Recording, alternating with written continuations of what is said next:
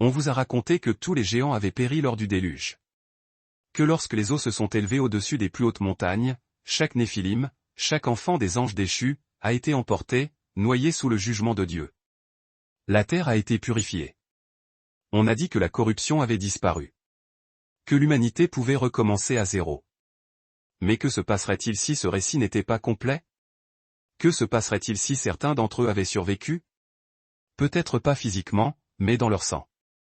Dans la lignée des nations qui allaient renaître après le retrait des eaux, dans l'ombre des cités antiques construites avec des pierres si massives qu'aucun homme ordinaire ne pouvait les soulever. Ce soir, nous allons percer un mystère dissimulé dans les pages des Écritures. Un mystère murmuré dans le livre d'Enoch, tracé à travers le livre de Jachée, et confirmé dans les paroles mêmes écrites par Moïse.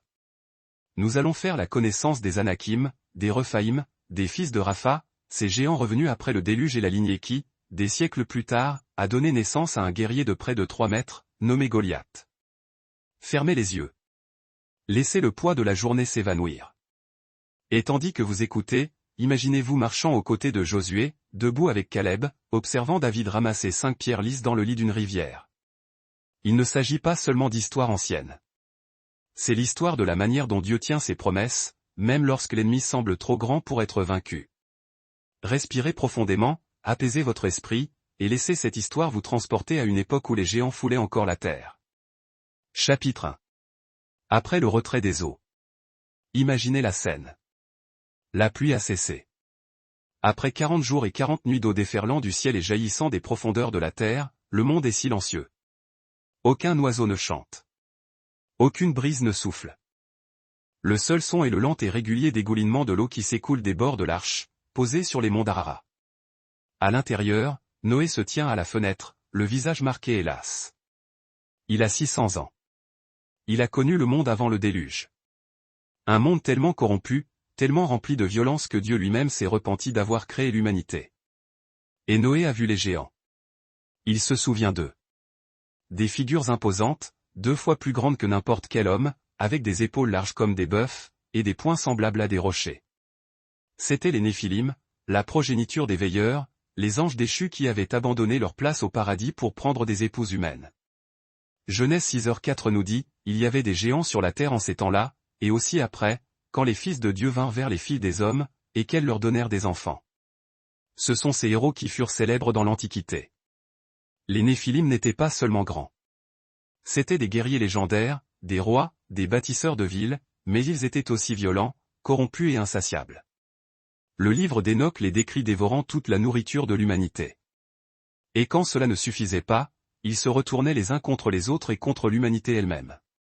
C'est pourquoi le déluge est venu. Dieu a dit dans Genèse 6h7, « J'exterminerai de la surface de la terre l'homme que j'ai créé, depuis l'homme jusqu'au bétail, aux reptiles et aux oiseaux du ciel, car je me repens de les avoir faits. » Mais Noé trouva grâce aux yeux de l'Éternel. Et maintenant, alors que les eaux se retirent, Noé et sa famille, 8 âmes en tout, sont les seuls humains restant en vie. Du moins, c'est ce qu'il semble. Noé ouvre la porte de l'arche. La lumière du soleil, pâle et douce, se répand sur le seuil. Il sort sur le versant boueux de la montagne, et ses fils, Sem, Cham et Japheth, le suivent, accompagnés de leurs épouses. La terre est vaste et vide, silencieuse. Les villes d'autrefois ont disparu, enfouies sous des couches de limon et de pierre. Les forêts ont été déracinées. Les champs sont stériles. Mais Noé sait quelque chose que le reste du monde a oublié. Il sait que les Néphilim n'ont pas entièrement disparu. Oh, leurs corps sont morts, noyés sous le poids du jugement de Dieu. Mais le livre d'Enoch, chapitres 15 et 16, nous révèle ce qu'il est advenu de leurs esprits. Le Seigneur s'adressa à Enoch et dit, « Les esprits des géants affligent, oppriment, détruisent, attaquent, combattent et sèment la destruction sur la terre, et causent des troubles. Ils ne prennent aucune nourriture, mais néanmoins ils ont faim et soif, et causent des offenses. Et ces esprits se dresseront contre les enfants des hommes et contre les femmes, car ils sont issus d'eux. » Entendez-vous cela? Les Néphilim ne se sont pas simplement évanouis. Leurs esprits, désincarnés, agités et remplis de rage, sont restés sur la terre. Ils sont devenus ce que le Nouveau Testament appelle des démons, des esprits impurs, errant dans des lieux arides, cherchant le repos et n'en trouvant point. Jésus lui-même en a parlé dans Matthieu 12h43. Lorsque l'esprit impur est sorti d'un homme, il erre dans des lieux arides, cherchant du repos, et ils n'en trouvent point. C'étaient les esprits des Néphilim. Les géants qui régnaient autrefois sur la terre la hantaient désormais, invisibles et affamés, attendant le jour où ils pourraient à nouveau se manifester dans le monde des hommes. Mais il y avait une autre manière pour les géants de revenir, pas seulement en tant qu'esprit, mais en chair et en os. Noé se tient sur la montagne et contemple la terre inondée. Il connaît la promesse que Dieu lui a faite. Jamais plus un déluge ne détruira toute vie. L'arc-en-ciel, qui brille faiblement dans la brume, est le signe de cette alliance. Mais Noé sait aussi ce qui est écrit dans les textes anciens, les textes qui seront plus tard conservés dans le livre de Jachée et le livre des Jubilés. Il sait que la lignée des Néphilim n'est pas morte avec le déluge. Comment? La réponse se trouve dans un seul verset obsédant de Genèse 6h4. Relisez-le lentement. Il y avait des géants sur la terre en ces temps-là, et aussi après. Après cela, après quoi? Après le déluge. L'Écriture elle-même nous dit que les Néphilim existaient non seulement avant le déluge, mais aussi après. Mais si toute chair a été détruite, comment cela est-il possible? Les érudits et les théologiens en débattent depuis des siècles. Certains disent que c'était impossible. D'autres disent que le verset est mal traduit. Mais les anciens textes juifs, des textes qui ont été lus et vénérés pendant des milliers d'années, offrent une explication différente. Le livre de Jachée 7, 23-24 nous dit qu'après le déluge, les fils de Noé commencèrent à se multiplier sur la terre. Mais il fait aussi allusion à quelque chose de plus sombre. Il dit que Cham, le plus jeune fils de Noé, fut maudit par son père. Et de la lignée de Cham est venu Canaan, dont les descendants seraient appelés les Cananéens. Et parmi les Cananéens, les géants renaîtraient. Il existe deux théories sur la façon dont la lignée des Néphilim a survécu au déluge. La première est que l'une des femmes des fils de Noé, très probablement la femme de Cham, portait le sang corrompu des Néphilim dans ses veines. La Bible ne nous donne pas les noms de ces femmes. Elle ne nous dit pas d'où elles venaient. Mais la tradition antique suggère qu'elles ont été choisies avec soin et que Noé, étant un prédicateur de justice, se serait assuré qu'elles étaient pures. Pourtant, le livre des Jubilés laisse entendre que toutes les lignées n'étaient pas immaculées. Le chapitre 7h21 avertit qu'après le déluge, les esprits démoniaques continuèrent d'égarer les fils de Noé, leur enseignant à nouveau la violence et la corruption. La deuxième théorie est encore plus troublante. Elle suggère qu'après le déluge, les veilleurs, les anges déchus, sont descendus à nouveau sur la terre, pas en aussi grand nombre qu'avant, mais en secret, dans les lieux sombres du monde où l'humanité ne s'était pas encore répandue, et qu'une fois de plus ils ont pris des épouses humaines. Le livre d'Enoch ne dit pas explicitement que cela s'est produit après le déluge, mais il dit au chapitre 19, verset 1, que certains des veilleurs n'étaient pas liés dans l'abîme avec les autres. Ils ont été laissés aérer sur la terre, attendant leur jugement final. Si cela est vrai, alors les Néphilim auraient pu revenir non pas en tant que survivants du déluge, mais en tant que nouvelle génération née après le retrait des eaux. Quoi qu'il en soit, le résultat fut le même. À l'époque où Abraham foulait la terre, environ 300 ans après le déluge, les géants étaient revenus. Noé vécut 350 ans après le déluge. Il vit ses enfants se répandre sur la terre. Il les vit construire de nouvelles villes, planter de nouveaux vignobles et élever de nouvelles familles. Mais il vit aussi autre chose. Il vit les anciennes habitudes revenir. La violence, l'orgueil, la corruption. Genèse chapitre 9 nous dit que Noé planta un vignoble, fit du vin et s'enivra. Son fils Cham vit sa nudité et se moqua de lui. Quand Noé se réveilla, il maudit le fils de Cham, Canaan, en disant « Maudit soit Canaan. Qu'il soit l'esclave des esclaves de ses frères. » Cette malédiction résonnerait à travers les générations. Car c'est de la lignée de Canaan que les géants reviendraient. Les Anakim, les Rephaïm, les Émim, les Amzumim, tous descendaient de Canaan, le fils maudit de Cham, et tous se dresseraient sur le chemin du peuple de Dieu lorsque le moment serait venu pour eux d'hériter de la terre promise. Les siècles passèrent. Le monde redevint surpeuplé. Des villes s'élevèrent. Des nations se formèrent. Et dans le pays de Canaan, à l'ombre des grandes montagnes et des anciennes forteresses, les géants commencèrent à se multiplier. Ils n'étaient pas aussi nombreux qu'avant le déluge. Mais ils étaient toujours là, grands, puissants, redoutés. Lorsque les 12 espions d'Israël pénétrèrent dans la terre promise à l'époque de Moïse, ils revinrent en tremblant.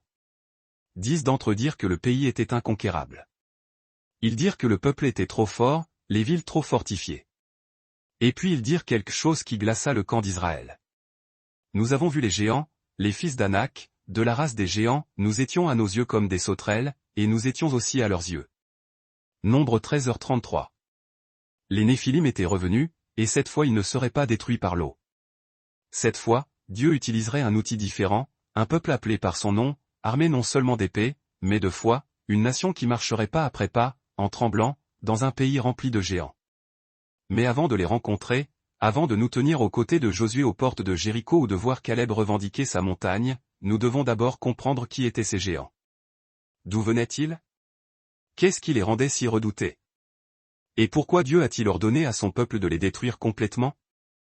Les réponses se trouvent dans les anciennes villes de Canaan, où les pierres étaient empilées plus haut que n'importe quel être humain ne pouvait atteindre et où les fils d'Anak attendaient, observant depuis leur tour de pierre. Chapitre 2. La lignée qui refusait de mourir. Imaginez-vous debout au bord du monde, regardant en arrière à travers les siècles. Vous voyez Noé descendre de l'arche, ses pieds s'enfonçant dans la terre humide. Vous voyez ses fils se répandre sur la terre. Sem à l'est, Japheth au nord, et Cham au sud et à l'ouest. La terre est silencieuse, propre, neuve. Mais sous la surface, quelque chose d'ancien s'agite. Un murmure dans le sang, une ombre dans la lignée, une porte laissée ouverte qui aurait dû être scellée à jamais. Ce soir, nous allons tracer cette lignée, celle qui a transporté les géants du monde d'avant le déluge dans le monde d'après le déluge. La lignée qui a traversé les descendants de Canaan, à travers les vallées de la terre promise, et jusqu'à un champ de bataille où un jeune berger affronterait un guerrier de près de 3 mètres. C'est l'histoire de la façon dont les Néphilim ont refusé de mourir. Revenons à ce seul verset obsédant de Genèse 6h4. Il y avait des géants sur la terre en ces temps-là, et aussi après. Après cela, ces deux mots ont intrigué les érudits pendant des milliers d'années. Si le déluge a détruit toute chair, chaque homme, femme et enfant qui n'étaient pas à l'intérieur de l'arche, alors comment des géants pouvaient-ils exister après cela? Certains disent que le verset ne parle que de l'époque avant le déluge. Que après cela signifie simplement dans les générations suivantes avant la venue des eaux. Mais le texte hébreu ne soutient pas cette lecture. L'expression indique clairement une continuation, un retour. Les géants étaient sur la terre avant le déluge, et ils y étaient aussi après. Mais comment? La réponse se cache dans les pages des anciens textes, des textes qui étaient lus par les Juifs à l'époque de Jésus. Des textes qui ont été cités par les apôtres et des textes qui ont été conservés dans la Bible éthiopienne longtemps après que l'Église occidentale ait essayé de les oublier. Le livre de Jachée, le livre des Jubiléés, plus important encore, le livre d'Enoch. Ces livres nous disent que le retour des géants n'était pas un accident. Ce n'était pas une mutation aléatoire ou une aberration de la nature. C'était le résultat d'un plan délibéré, un plan qui a commencé dans l'esprit de l'ennemi lui-même. Dans le livre d'Enoch, chapitre 10, Dieu ordonne aux archanges de lier les veilleurs déchus dans la terre jusqu'au jour du jugement. Ils doivent être emprisonnés dans les ténèbres sous les rochers et les pierres où ils attendront leur condamnation finale. Mais tous les veilleurs n'ont pas été liés. Enoch 19h1 nous dit, et Uriel me dit, ici se tiendront les anges qui se sont unis à des femmes, et leurs esprits, prenant de nombreuses formes différentes, souillent l'humanité et les égarent en les faisant sacrifier à des démons en tant que Dieu. Le voyez-vous? Certains des anges déchus n'ont pas été emprisonnés. Ils ont été laissés sur la terre, errant, observant, attendant l'occasion de corrompre à nouveau l'humanité. Le déluge a détruit leur première progéniture, mais il ne les a pas détruits eux. Et ainsi, après le retrait des eaux, ils ont recommencé, pas ouvertement comme ils l'avaient fait auparavant, pas en descendant en grand nombre et en prenant des épouses par la force, mais tranquillement, secrètement, dans les lieux sombres où l'humanité ne s'était pas encore répandue. Ils se sont déplacés parmi les descendants de Cham, parmi les enfants de Canaan, et une fois de plus ils ont planté leurs semences dans la lignée de l'humanité. Maintenant, certains diront que c'est de la spéculation. Ils diront que la Bible ne déclare pas explicitement que des anges sont redescendus après le déluge. Et ils auraient raison. La Bible ne le dit pas explicitement. Mais la Bible dit quelque chose d'aussi significatif. Dans Nombre 13h33, lorsque les 12 espions reviennent de Canaan, ils rapportent, nous avons vu les géants, les fils d'Anak, de la race des géants, nous étions à nos yeux comme des sauterelles, et nous étions aussi à leurs yeux. Le mot hébreu utilisé ici est Néphilim. Pas seulement des géants, pas seulement des personnes de grande taille, mais Néphilim, le même mot utilisé dans Genèse 6 pour décrire la progéniture des anges déchus. Les espions ne parlaient pas métaphoriquement. Ils n'exagéraient pas. Ils identifiaient ces êtres par leur nom. Les Néphilim étaient revenus. Mais il existe une autre explication, qui ne nécessite pas que des anges descendent une seconde fois. Il est possible que la lignée des Néphilim ait survécu au déluge grâce à l'une des femmes des fils de Noé. La Bible nous donne les noms des fils de Noé, Sem, Cham et Japheth, mais elle ne nous donne pas les noms de leurs femmes. Elle ne nous dit pas d'où elles venaient ni qui étaient leurs parents. L'ancienne tradition juive soutient que Noé a été attentif dans le choix de ses femmes, qu'il s'est assuré qu'elles étaient justes, pures et non souillées par la corruption du monde d'avant le déluge. Mais le livre des Jubilés laisse entrevoir quelque chose de plus sombre. Au chapitre 7h21, il est dit, et dans le 28e jubilé, Noé commença à enjoindre aux fils de son fils les ordonnances, les commandements et tous les jugements qu'il connaissait. Et il exhorta ses fils à observer la justice, à couvrir la honte de leur chair, à bénir leur Créateur, à honorer leur père et leur mère, à aimer leur prochain et à garder leurs âmes de la fornication, de l'impureté et de toute iniquité. Pourquoi Noé aurait-il besoin de mettre en garde ses petits-fils contre ces choses? Parce qu'il en avait vu les signes. Il avait vu l'ancienne corruption revenir insidieusement dans le monde. Il avait vu la violence, l'orgueil, la luxure, toutes les choses qui avaient provoqué le déluge en premier lieu. Et il savait que si la lignée des Néphilim avait survécu d'une manière ou d'une autre, que ce soit par le biais des femmes de ses fils ou par une nouvelle visite des veilleurs, alors ses descendants seraient confrontés à la même tentation qui avait détruit le monde auparavant. La malédiction de Canaan est l'un des passages les plus troublants de toute l'Écriture. Genèse 9, 20-27 raconte l'histoire. Noé plante un vignoble, fait du vin et s'enivre. Il se couche nu dans sa tente. Son fils Cham voit sa nudité et le dit à ses frères. Sem et Japheth entrent à reculons dans la tente et couvrent leur père sans le regarder. Quand Noé se réveille, il est furieux, mais il ne maudit pas Cham. Au lieu de cela, il maudit le fils de Cham, Canaan. Maudit soit Canaan. Qu'il soit l'esclave des esclaves de ses frères. Pourquoi Canaan? Pourquoi pas Cham? La Bible ne l'explique pas, mais les anciens textes suggèrent que ce que Cham a fait était bien pire que de simplement voir son père nu. Certains érudits croient que Cham a commis un acte de profond déshonneur, peut-être même une violation qui a jeté la honte sur la maison de Noé. Quelle qu'en soit la raison, la malédiction a été prononcée, et elle est tombée sur Canaan et tous ses descendants. Et c'est de la lignée de Canaan que viendraient les géants. Canaan eut de nombreux fils. Genèse 10, 15-19 les énumère. Sidon, Heth, les Jébuséens, les Amoréens, les Girgachéens, les Éviens, les Archéens, les Sinéens, les Arvadiens, les Tsémariens et les Hamathiens. Ces nations se sont répandues sur la terre qui serait un jour appelée la terre promise. Elles ont construit des villes, elles ont planté des champs, elles sont devenues fortes, et parmi elles, les géants ont commencé à apparaître. Tous les descendants de Canaan n'étaient pas des géants, mais certains clans, certaines familles portaient le trait. Peut-être était-ce génétique. Peut-être était-ce spirituel. Peut-être était-ce les deux. Les Anakim descendaient d'un homme nommé Anak, dont le père était Arba. Arba était si grand, si puissant que la ville qu'il fonda fut nommée d'après lui, Kirjat Arba, qui signifie ville d'Arba. Plus tard, elle serait appelée Hébron. Les Rephaïm étaient un autre clan de géants. Leur nom signifie les morts ou les ombres. Un nom qui suggère qu'ils n'étaient pas entièrement humains, mais quelque chose entre les deux. Quelque chose qui n'appartenait ni au ciel ni à la terre. Les Émim, dont le nom signifie les terribles, vivaient à l'est du fleuve Jourdain. Deutéronome 2h10 dit qu'ils étaient un peuple grand et nombreux, et aussi grand que les Anakim. Et les Amzumim, dont le nom sonne comme un grondement ou un murmure, étaient si redoutés que les Ammonites les appelaient d'un nom qui signifiait ceux qui émettent un bourdonnement, peut-être à cause de la façon dont le sol tremblait lorsqu'ils marchaient. Tous ces clans descendaient de Canaan. Tous portaient le sang des Néphilim, et tous se dresseraient sur le chemin lorsque le peuple de Dieu viendrait réclamer la terre qu'il leur avait promise. À l'époque où Abraham foulait la terre, environ 300 ans après le déluge, les géants étaient bien établis. Genèse 14 décrit une guerre entre 4 rois et 5 rois. Parmi les ennemis vaincus figuraient les Rephaïm, les Usim, un autre nom pour les Amzumim, et les Émim. Abraham lui-même n'a pas combattu les géants, mais il savait qu'ils étaient là. Et Dieu lui fit une promesse. Je donne à ta postérité ce pays, depuis le fleuve d'Égypte jusqu'au grand fleuve, au fleuve de l'Euphrate, le pays des Kéniens, des Kenizéens, des Cadmoniens, des Étiens, des Phéréziens, des Rephaïm, des Amoréens, des Cananéens, des Girgachéens et des Jébuséens. Genèse 15, 18-21.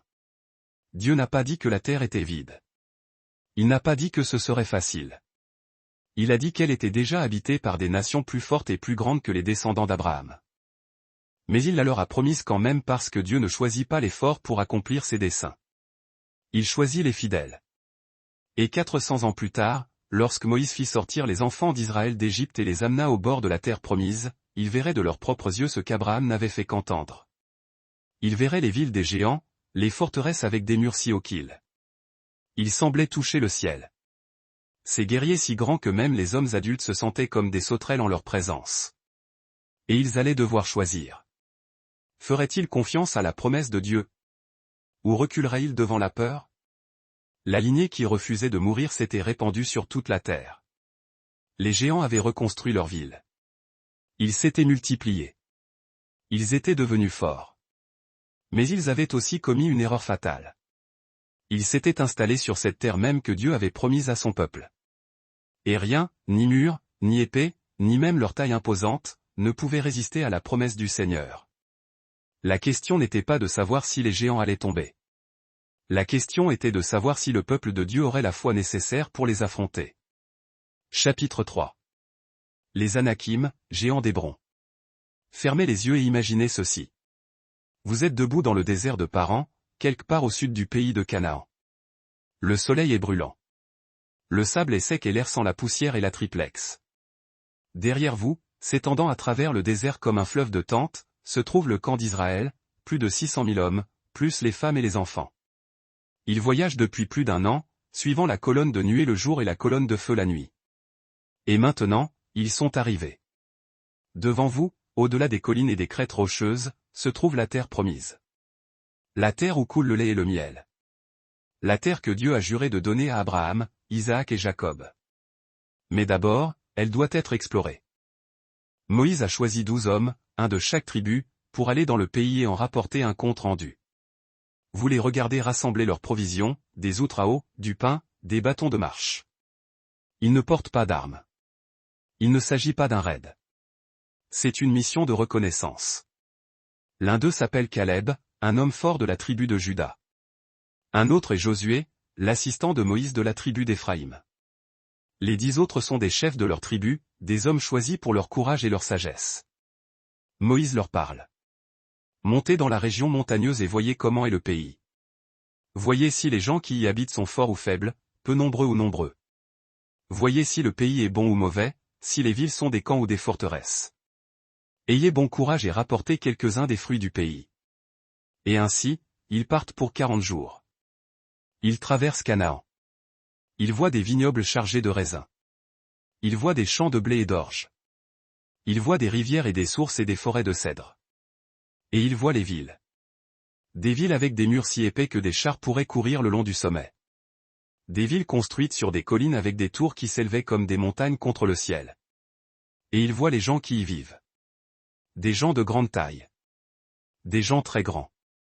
Des gens dont les ombres semblent engloutir le soleil. Les 12 espions se dirigent vers le sud en direction de la ville d'Hébron. Hébron est ancienne. Elle a été construite 7 ans avant Tsor en Égypte, ce qui signifie que c'est l'une des plus anciennes villes du monde. Ses murs sont faits d'énormes pierres assemblées si étroitement que même un brin d'herbe ne pourrait pousser entre elles. La ville est située sur une colline entourée de vallées et de vignobles. De loin, elle a l'air paisible. Mais à mesure que les espions se rapprochent, ils réalisent que quelque chose ne va pas. Les portes sont trop grandes. Les entrées sont trop hautes. Même les rues semblent construites pour des personnes 2 fois plus grandes qu'un homme ordinaire. Et puis ils les voient. 3 frères marchant à travers le marché.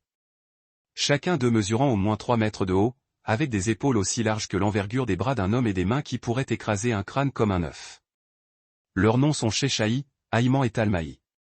Ils sont les fils d'Anak, le petit-fils d'Arba, le fondateur d'Hébron, et ils sont les guerriers les plus redoutés de tout Canaan. Nombre 13h22 nous dit, ils montèrent par le midi, et ils arrivèrent jusqu'à Hébron, où étaient Ahiman, Sheshaï et Talmaï, enfants d'Anak. Les espions ne les approchent pas. Ils observent de loin, cachés parmi les rochers et les arbres. Ils voient les géants rire. Ils les voient soulever des pierres qu'il faudrait 4 hommes pour porter. Ils les voient s'entraîner avec des épées si grandes qu'elles ressemblent à des poutres de fer, et les espions ont peur.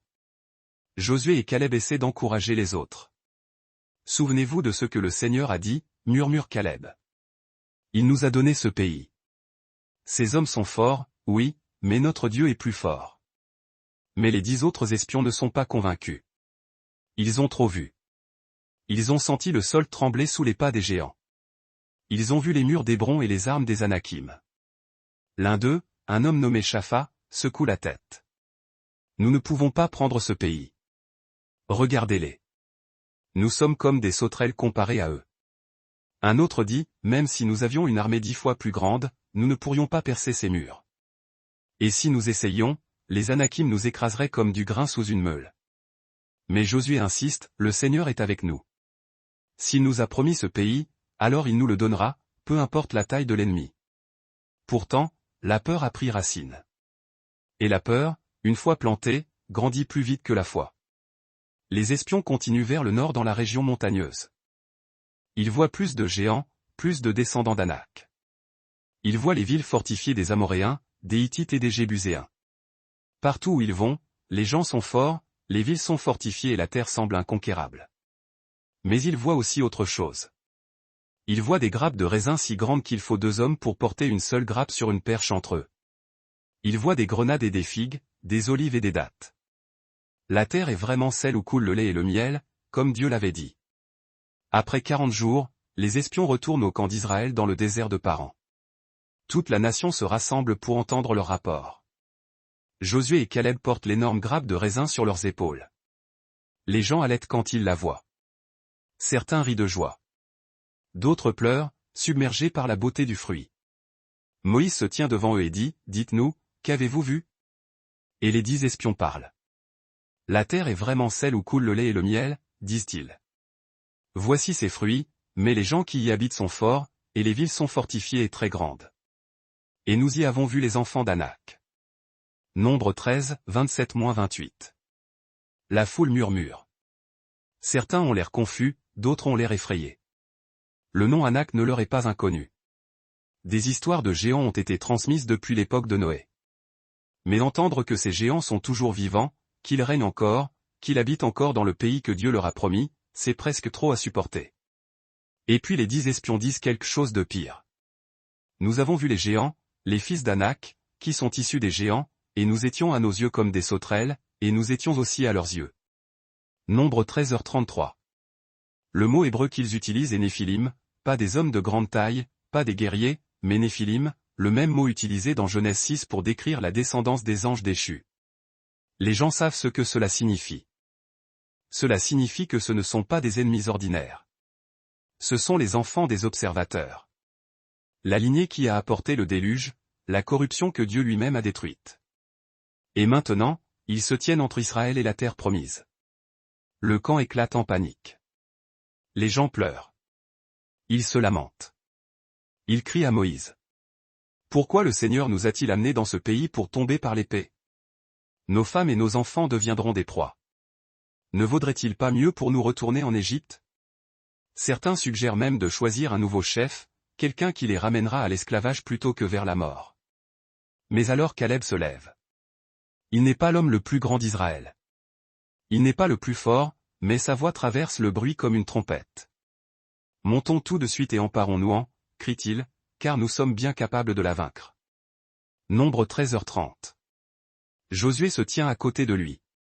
Ensemble, ils supplient le peuple. Le pays que nous avons traversé pour l'explorer est un pays extrêmement bon. Si le Seigneur prend plaisir en nous, il nous fera entrer dans ce pays et nous le donnera, un pays où coule le lait et le miel. Seulement, ne vous rebellez pas contre le Seigneur et n'ayez pas peur du peuple du pays, car ils sont notre proie. Leur protection est enlevée d'eux, et le Seigneur est avec nous. N'ayez pas peur d'eux. Nombre 14, 7-9. Mais le peuple n'écoute pas. Ils ont trop peur. L'image des Anakim se dressant invincibles comme des dieux fait chair s'est emparée de leur imagination, et la peur, une fois enracinée, est difficile à enlever. Cette nuit-là, le Seigneur parle à Moïse. Jusqu'à quand ce peuple me méprisera-t-il? Et jusqu'à quand ne croiront-ils pas en moi, malgré tous les signes que j'ai faits au milieu d'eux? Nombre 14h11. Dieu est en colère, non pas parce que les géants sont forts, mais parce que son peuple refuse de lui faire confiance. Il déclare que toute la génération, tous ceux qui ont 20 ans et plus, à l'exception de Josué et Caleb, mourront dans le désert.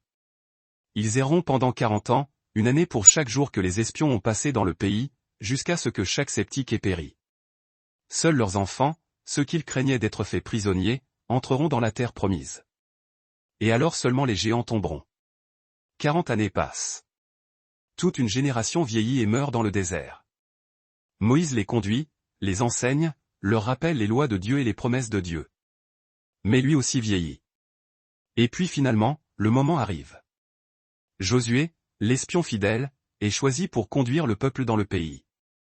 Caleb, maintenant âgé de 85 ans, est toujours fort et prêt à se battre. Le peuple traverse le Jourdain. Les murs de Jéricho tombent. Ville après ville est conquise. Et puis ils arrivent à Hébron, la ville des Anakim, la ville où Shéshaï, Ahiman et Talmaï, les 3 fils d'Anak, règnent encore. Caleb s'avance. Ses cheveux sont blancs, mais ses yeux brûlent du même feu qu'il y a 40 ans. « Donne-moi cette montagne, dit-il à Josué. Josué 14h12. La montagne d'Hébron, l'endroit où habitent les géants. Caleb ne demande pas un héritage facile.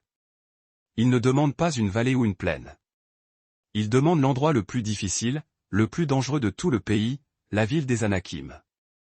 Et Josué accède à sa demande. Caleb marche vers Hébron avec les hommes de Juda. La ville se dresse au sommet de la colline, comme il y a 40 ans. Les murs sont toujours massifs. Les portes sont toujours hautes. Mais cette fois, Caleb ne voit pas de géants. Il voit des obstacles. Et les obstacles peuvent être surmontés. La bataille est féroce. Les fils d'Anak se battent de toute leur force. Mais ils ne se battent pas contre des hommes. Ils se battent contre la promesse de Dieu. Et la promesse gagne toujours. Un par un, les géants tombent. Shéshaï, Ahiman, Talmaï. Les derniers des Anakim d'Hébron sont chassés, vaincus, détruits. Josué 15h14 le rapporte simplement, Caleb chassa d'Hébron les 3 fils d'Anak, Shéshaï, Ahiman et Talmaï, descendants d'Anak. La ville qui avait autrefois fait trembler les espions est maintenant l'héritage d'un homme qui a refusé d'avoir peur. Hébron existe toujours aujourd'hui. Ces murs anciens portent encore les marques de ceux qui ont construit ces pierres si grandes que les ingénieurs modernes ne peuvent pas expliquer comment elles ont été soulevées. Mais les géants ont disparu. Et à leur place, le peuple de Dieu habite. Non pas parce qu'ils étaient plus forts, non pas parce qu'ils étaient plus braves, mais parce qu'ils croient que lorsque Dieu fait une promesse, aucun géant, aussi grand soit-il, ne peut se tenir sur son chemin. Chapitre 4. Les Rephaïm, les géants de l'ombre. Il y a une vallée juste au sud-ouest de Jérusalem. Même aujourd'hui, si vous vous tenez sur les collines qui la surplombent, vous pouvez sentir quelque chose d'ancien planer dans l'air. Les habitants l'appellent la vallée de Rephaïm, la vallée des géants. Mais il y a longtemps, elle avait un autre nom, la vallée des ombres, la vallée des morts. Elle n'a pas été nommée d'après les corps qui y sont enterrés, bien que de nombreuses batailles aient été menées sur ce terrain. Elle a été nommée d'après ceux qui y vivaient autrefois, des êtres qui marchaient sur la ligne entre les vivants et les morts, des êtres dont l'existence même semblait défier l'ordre naturel. On les appelait les Rephaïm, et ce soir, nous allons marcher à travers leur ombre. Les Rephaïm sont peut-être les plus mystérieux de tous les clans de géants mentionnés dans les Écritures. Contrairement aux Anakim, dont la lignée remonte clairement à Anak et Arba, les Rephaïm semblent apparaître soudainement, sans avertissement, sans explication. Leur nom seul porte un poids de terreur. En hébreu, le mot Rephaïm a 2 significations.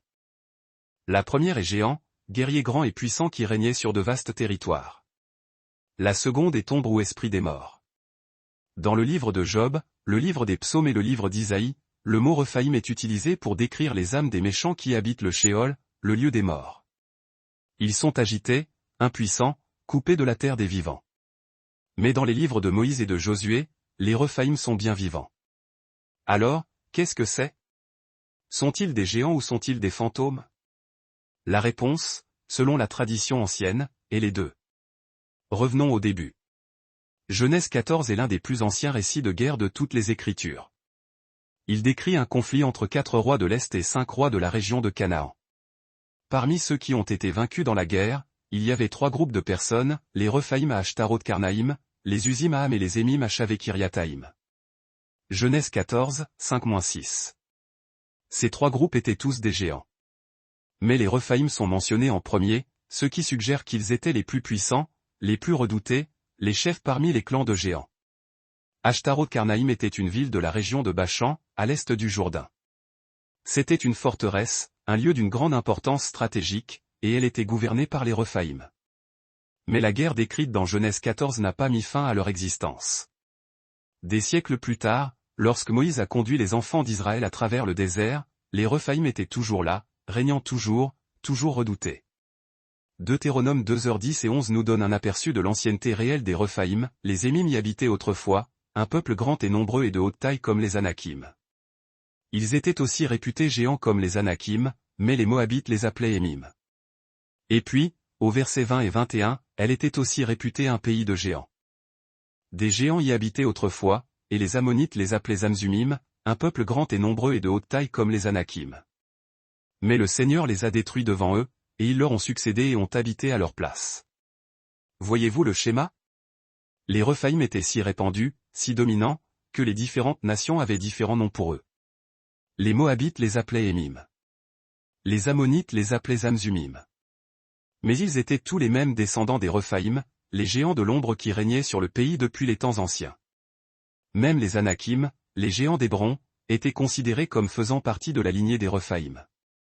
Deutéronome 2h11 dit, ils étaient réputés géants comme les Anakim. Les Anakim n'étaient pas une race distincte.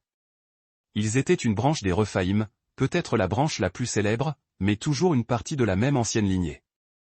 Le plus redouté de tous les rois Rephaïm était un homme nommé Ogé. Ogé, roi de Bachan. Son nom apparaît plus de 20 fois dans les Écritures, toujours avec un ton de crainte et de terreur. Il était le dernier des Rephaïm, le dernier roi géant à régner sur le pays à l'est du Jourdain.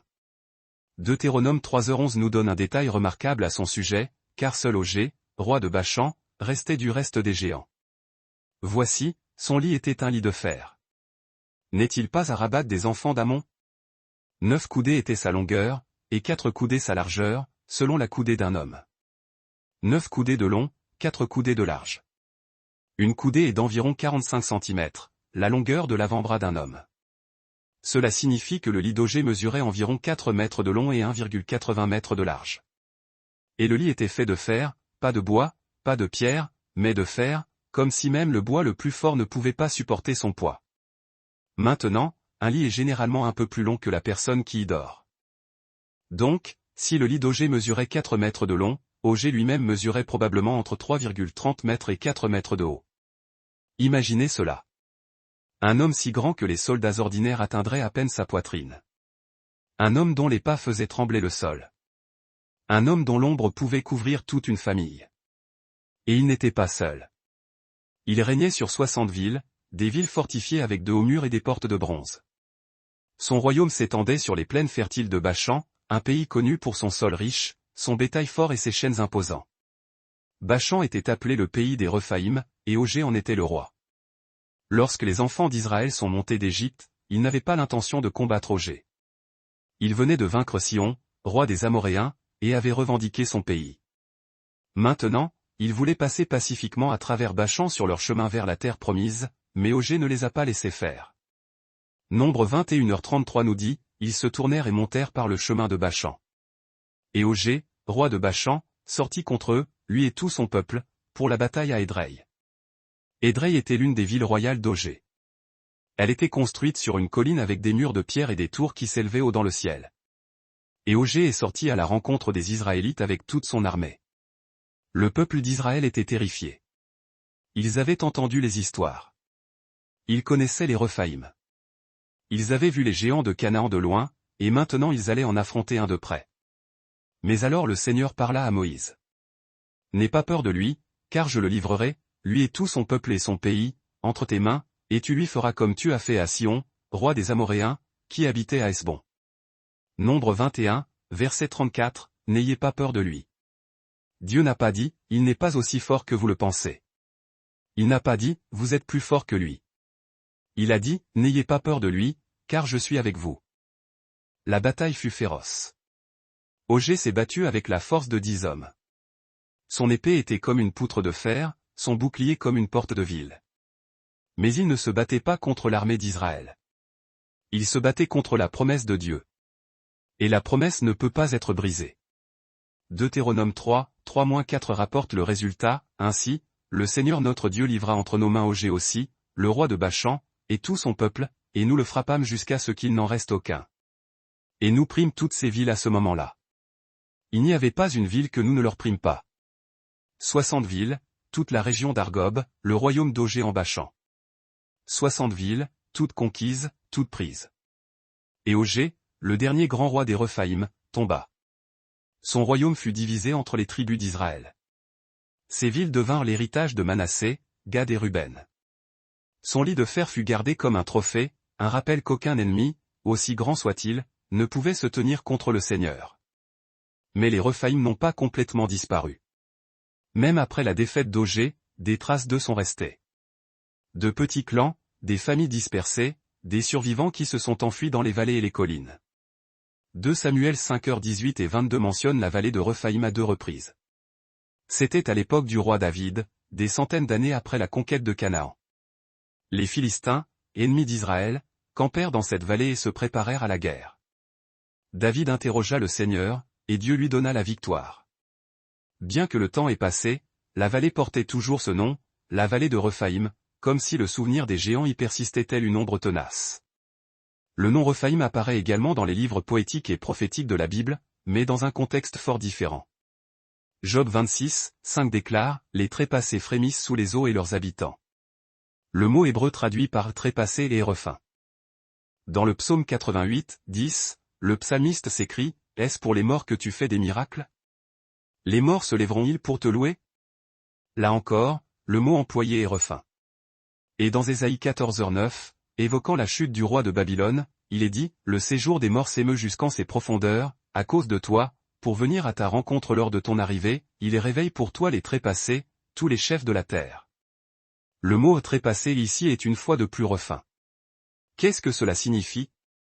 Cela signifie que dans la pensée hébraïque antique, les Rephaïm n'étaient pas simplement des géants. C'étaient des êtres qui existaient dans l'espace liminal entre la vie et la mort, puissants dans la vie mais maudits dans la mort. Leurs esprits ne trouvaient pas de repos. Ils persistaient dans le Sheol, le lieu des ombres, coupés de Dieu et des vivants. C'est pourquoi ils étaient si redoutés. Ils n'étaient pas seulement grands. Ils étaient liés à quelque chose de plus sombre, de plus ancien, quelque chose qui remontait au jour d'avant le déluge, lorsque les fils de Dieu prirent les filles des hommes et apportèrent la corruption dans le monde. Les Rephaim étaient un rappel que la rébellion des veilleurs n'avait pas été entièrement effacée, que même après le déluge, même après le jugement, des traces de cet ancien péché subsistaient. Mais voici l'espoir caché dans l'histoire des Rephaïm, chacun d'eux a chuté. Ogé, le plus puissant roi des Rephaïm, a été vaincu, les 60 villes de Bachan conquises. La vallée de Rephaïm a été revendiquée par le peuple de Dieu. Peu importe leur taille, peu importe la profondeur de leurs racines dans le passé, ils ne pouvaient résister au Seigneur. Et il en va de même pour nous aujourd'hui. Quels que soient les géants auxquels nous sommes confrontés, la peur, le doute, le péché, les souvenirs d'échecs passés où ils peuvent sembler invincibles, ils peuvent sembler enracinés dans nos vies comme d'anciennes forteresses. Mais Dieu est plus grand. Et quand il fait une promesse, aucune ombre, aussi longue soit-elle, ne peut résister à sa lumière. Chapitre 5. Les Émim et les Amzumim. Il y a des noms dans les Écritures qui n'apparaissent qu'une ou deux fois, murmurés en passant, presque comme si les écrivains eux-mêmes étaient réticents à les prononcer à haute voix, les Émim, les Amzumim. Ce ne sont pas des noms que l'on entend à l'école du dimanche. Ils ne sont pas au centre des sermons ni le sujet des peintures, mais ils sont là, consignés dans les textes anciens, conservés pour une raison précise. Ce soir, nous allons découvrir qui ils étaient et pourquoi leur mémoire a été gardée vivante même après leur disparition de la terre. Imaginez-vous debout sur la rive orientale de la mer Morte, contemplant les collines arides de Moab. La terre est sèche, accidentée et impitoyable. Le soleil frappe sans merci. Le vent transporte l'odeur du sel et de la pierre. C'est la terre où vivaient autrefois les Émim. Deutéronome 2h10 et 11 nous dit, les Émim l'habitaient autrefois, peuple grand, nombreux et de haute taille comme les Anakim. Ils passaient aussi pour des Rephaïm, comme les Anakim, mais les Moabites les appelaient Émim. Émim, en hébreu, signifie les terreurs ou les terribles. Ils n'étaient pas appelés ainsi parce qu'ils étaient cruels, bien qu'ils l'aient peut-être été, mais à cause de la peur qu'ils inspiraient. Voir un ennemi, c'était voir quelque chose qui n'avait pas sa place dans le monde naturel, quelque chose de trop grand, de trop fort, de trop. Ils étaient aussi grands que les Anakim, les géants d'Hébron. Ils étaient nombreux. Ils étaient puissants. Et pendant des générations, ils ont régné sur le pays de Moab sans contestation. Mais alors, quelque chose s'est produit. Dieu a donné le pays de Moab aux descendants de Lot, le neveu d'Abraham. Et afin de leur faire de la place, le Seigneur a détruit les Émim. Deutéronome 2h21 dit, « Mais l'Éternel les détruisit devant eux, et ils les chassèrent et habitèrent à leur place. » Les Émim ne sont pas tombés au combat. Ils ont été détruits par la main de Dieu lui-même. Nous ne savons pas comment cela s'est produit. Peut-être était-ce une peste, peut-être une famine, peut-être que la terre s'est ouverte et les a engloutis comme elle l'a fait avec Corée et ses partisans dans le désert. Mais quoi qu'il en soit, le résultat a été le même. Les Émim, les terreurs, les géants qui avaient régné sur la terre pendant des générations, ont disparu. Et les Moabites, les descendants de Lot, ont pris leur place. Mais les Émim n'étaient pas le seul clan de géants à être détruit avant l'arrivée d'Israël. Au nord, dans le pays d'Amon, vivait un autre groupe de géants, les Amzumim. Deutéronome 2h20 et 21 nous dit que ce pays aussi passait pour un pays de Rephaïm, autrefois, des Rephaïm l'habitaient, et les Ammonites les appelaient Amzumim, peuple grand, nombreux et de haute taille comme les Anakim. Mais l'Éternel les détruisit devant eux, et ils les chassèrent et habitèrent à leur place. Les Amzumim. Le nom lui-même sonne étrange, presque surnaturel, comme le grondement d'un lointain tonnerre ou le murmure de quelque chose de profond sous la terre. Certains érudits pensent que le nom vient d'une racine hébraïque signifiant bourdonner ou vrombir, comme si le son même des Amzumim marchands faisait vibrer le sol, comme le bourdonnement des abeilles dans une ruche ou le grondement d'un tremblement de terre. Ils étaient décrits de la même manière que les Émim et les Anakim, grands, nombreux et de haute taille, un peuple si puissant qu'aucune nation ordinaire ne pouvait leur résister. Mais comme les Émim, les Amzumim ont été détruits non pas par des armées humaines, mais par la main de Dieu. Et les Ammonites, également descendants de Lot, ont hérité de leur terre. Pourquoi les Écritures consignent-elles ces noms? Pourquoi nous parler des Émim et des Amzumim, ces géants qui ont été détruits avant même l'arrivée d'Israël? Parce que ces histoires ne concernent pas seulement le passé. Elles concernent le modèle de la fidélité de Dieu. Bien avant que les enfants d'Israël n'affrontent les Anakim à Hébron, bien avant qu'ils ne soient confrontés à Og à Bachan, Dieu était déjà en train de frayer un chemin pour son peuple. Il enlevait les géants un par un, clan par clan, faisant de la place pour ceux qu'il avait appelés. Les Moabites et les Ammonites ne faisaient pas partie d'Israël. Ils n'étaient pas le peuple élu, mais ils étaient toujours les descendants de la famille d'Abraham par Lot. Et Dieu a honoré ce lien. Il leur a donné une terre. Il a chassé les géants devant eux. Il a établi leurs frontières et les a protégés. Si Dieu a fait cela pour Moab et Ammon, des nations qui allaient plus tard devenir des ennemis d'Israël, combien plus ferait-il pour son propre peuple? C'est le message caché dans ces versets, lorsque Dieu fait une promesse, il n'attend pas le dernier moment pour agir. Il commence à dégager le chemin bien avant que vous ne sachiez que vous en avez besoin. Il y a un autre détail qui mérite d'être noté, tous ces clans de géants les Anakim, les Rephaïm, les Émim, les Amzumim sont décrits en utilisant un langage presque identique, un peuple grand, nombreux et de haute taille. Cette répétition n'est pas accidentelle.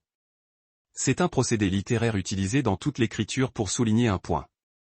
Ce n'étaient pas des tribus isolées. Ils faisaient partie d'un réseau, d'une lignée qui s'étendait sur toute la région. Ils étaient tous connectés, tous descendants de la même lignée corrompue. Et ils ont tous connu la même fin, non pas par la force humaine, ni par une stratégie militaire, mais par l'intervention de Dieu. Au moment où Moïse et les enfants d'Israël ont atteint les frontières de la terre promise, le travail de destruction des géants avait déjà commencé. Les Émim avaient disparu. Les Amzumim avaient disparu. Og, le dernier roi des Rephaïm, allait bientôt tomber. Mais il y avait encore des géants dans le pays. Les Anakim régnaient toujours sur Hébron. Les fils de Rapha habitaient encore à Gath. Et le peuple d'Israël allait devoir les affronter. Mais il ne les affronterait pas seuls. Tout comme Dieu avait détruit les Émim et les Amzumim devant les Moabites et les Ammonites, il marcherait devant Israël et se battrait pour eux. Les géants avaient peut-être une grande taille, mais le Dieu qui a créé les montagnes était plus grand. Les géants étaient peut-être nombreux, mais le Dieu qui compte les étoiles était plus grand. Et les géants étaient peut-être craints par les hommes, mais ils tremblaient devant le Seigneur. Il y a une leçon à tirer ici pour nous, nous sommes tous confrontés à des géants dans nos vies, pas des géants physiques peut-être, mais des obstacles qui semblent insurmontables, des peurs qui nous dominent, des péchés qui semblent trop profondément enracinés pour être enlevés, des circonstances qui semblent trop fortes pour être surmontées. Et parfois, nous regardons ces géants et pensons, je ne peux pas vaincre cela. Je ne suis pas assez fort. Je ne suis pas assez courageux. Je ne suis pas assez digne. Mais l'histoire des Émim et des Amzumim nous rappelle une vérité que nous oublions souvent, Dieu n'attend pas que nous soyons forts. Il marche devant nous et nous ouvre la voie. Les Moabites n'ont pas vaincu les Émim. Dieu l'a fait. Les Ammonites n'ont pas conquis les Amzumim. Dieu l'a fait. Et de la même manière, les batailles auxquelles vous êtes confrontés en ce moment, les batailles que vous pensez devoir mener seuls, Dieu les mène déjà pour vous. Il est déjà en mouvement, déjà à l'œuvre, déjà en train de préparer le chemin. Votre travail n'est pas d'être assez fort pour vaincre le géant. Votre travail est de croire que celui qui a créé le géant est déjà plus fort. Alors ce soir, alors que vous fermez les yeux et laissez votre esprit se reposer, souvenez-vous de ceci, les Émim ont disparu, les Amzumim ont disparu. Les géants qui régnaient autrefois sur le pays ne sont plus que des noms dans un texte ancien. Mais le Dieu qui les a détruits est toujours vivant, toujours puissant, toujours fidèle. Et quel que soit le géant auquel vous êtes confronté ce soir, il l'a déjà vu, déjà mesuré, déjà décidé de sa fin. Tout ce que vous avez à faire, c'est lui faire confiance et faire le prochain pas. Chapitre 6. Goliath et les fils de Rapha. Imaginez une vallée. Le soleil est bas dans le ciel occidental, projetant de longues ombres sur le sol poussiéreux. D'un côté de la vallée, l'armée d'Israël se tient en formation, des milliers d'hommes épaule contre épaule, leurs armures de bronze captant la lumière déclinante. De l'autre côté, les Philistins attendent. Leurs chars brillent. Leurs lances se dressent comme une forêt de fer. Leurs guerriers rient et lancent des railleries à travers la vallée. Et entre les deux armées, il y a un silence si profond qu'on a l'impression que la terre elle-même retient son souffle. Et puis il apparaît. Du camp philistin, une silhouette commence à marcher.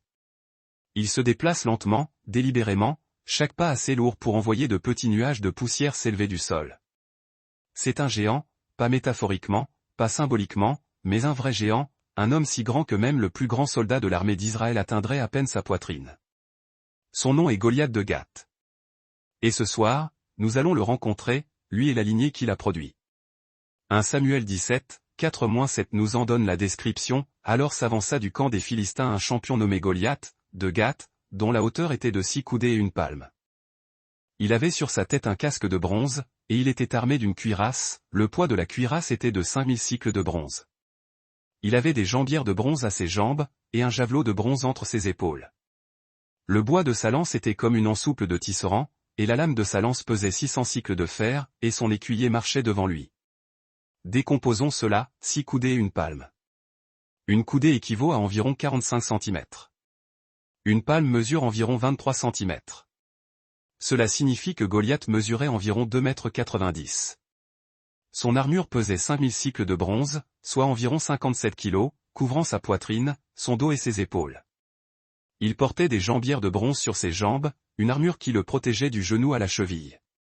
Sa lance était comme une ensouple de tisserand, un épais manche en bois, le genre utilisé pour maintenir les fils sur un métier à tisser.